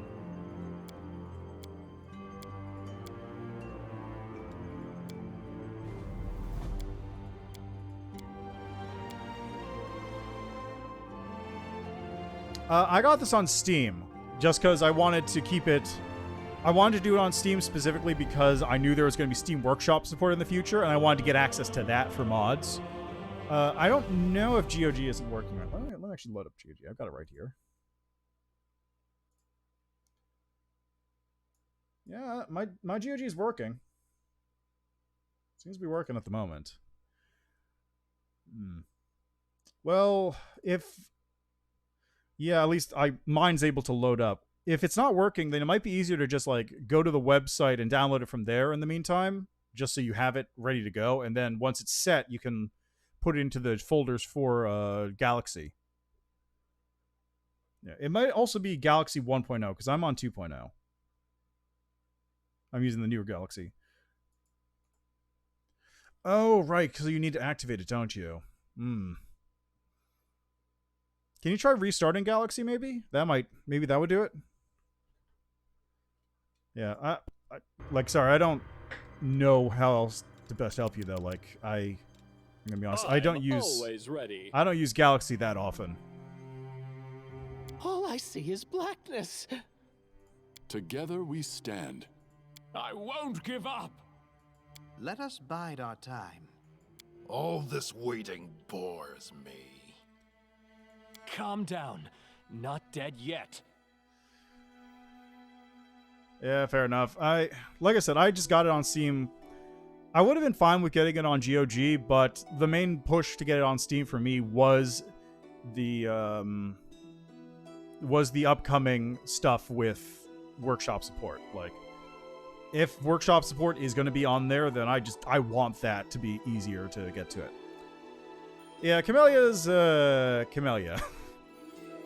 You either love her or you get rid of her after a couple hours. In part 3.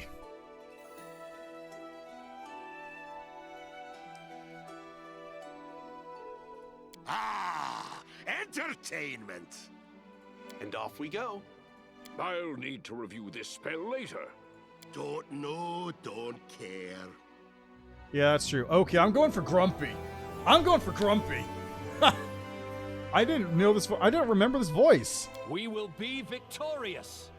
March, march. All I do is march. We'll win this, one way or the other. I can find better. Are you still here? Damn, son! First come, first served. Is that Ko? And off we go. Beautiful. Did he get a voice act in another game? Jeez, okay.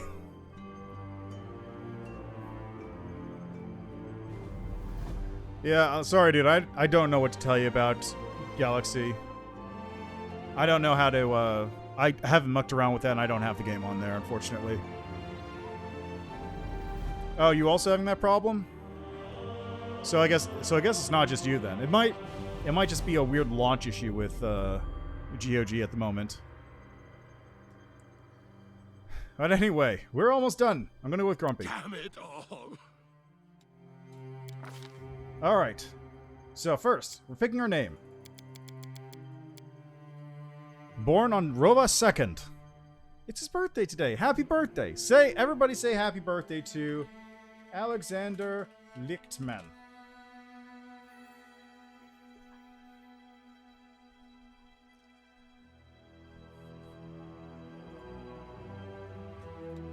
I'm not touching that.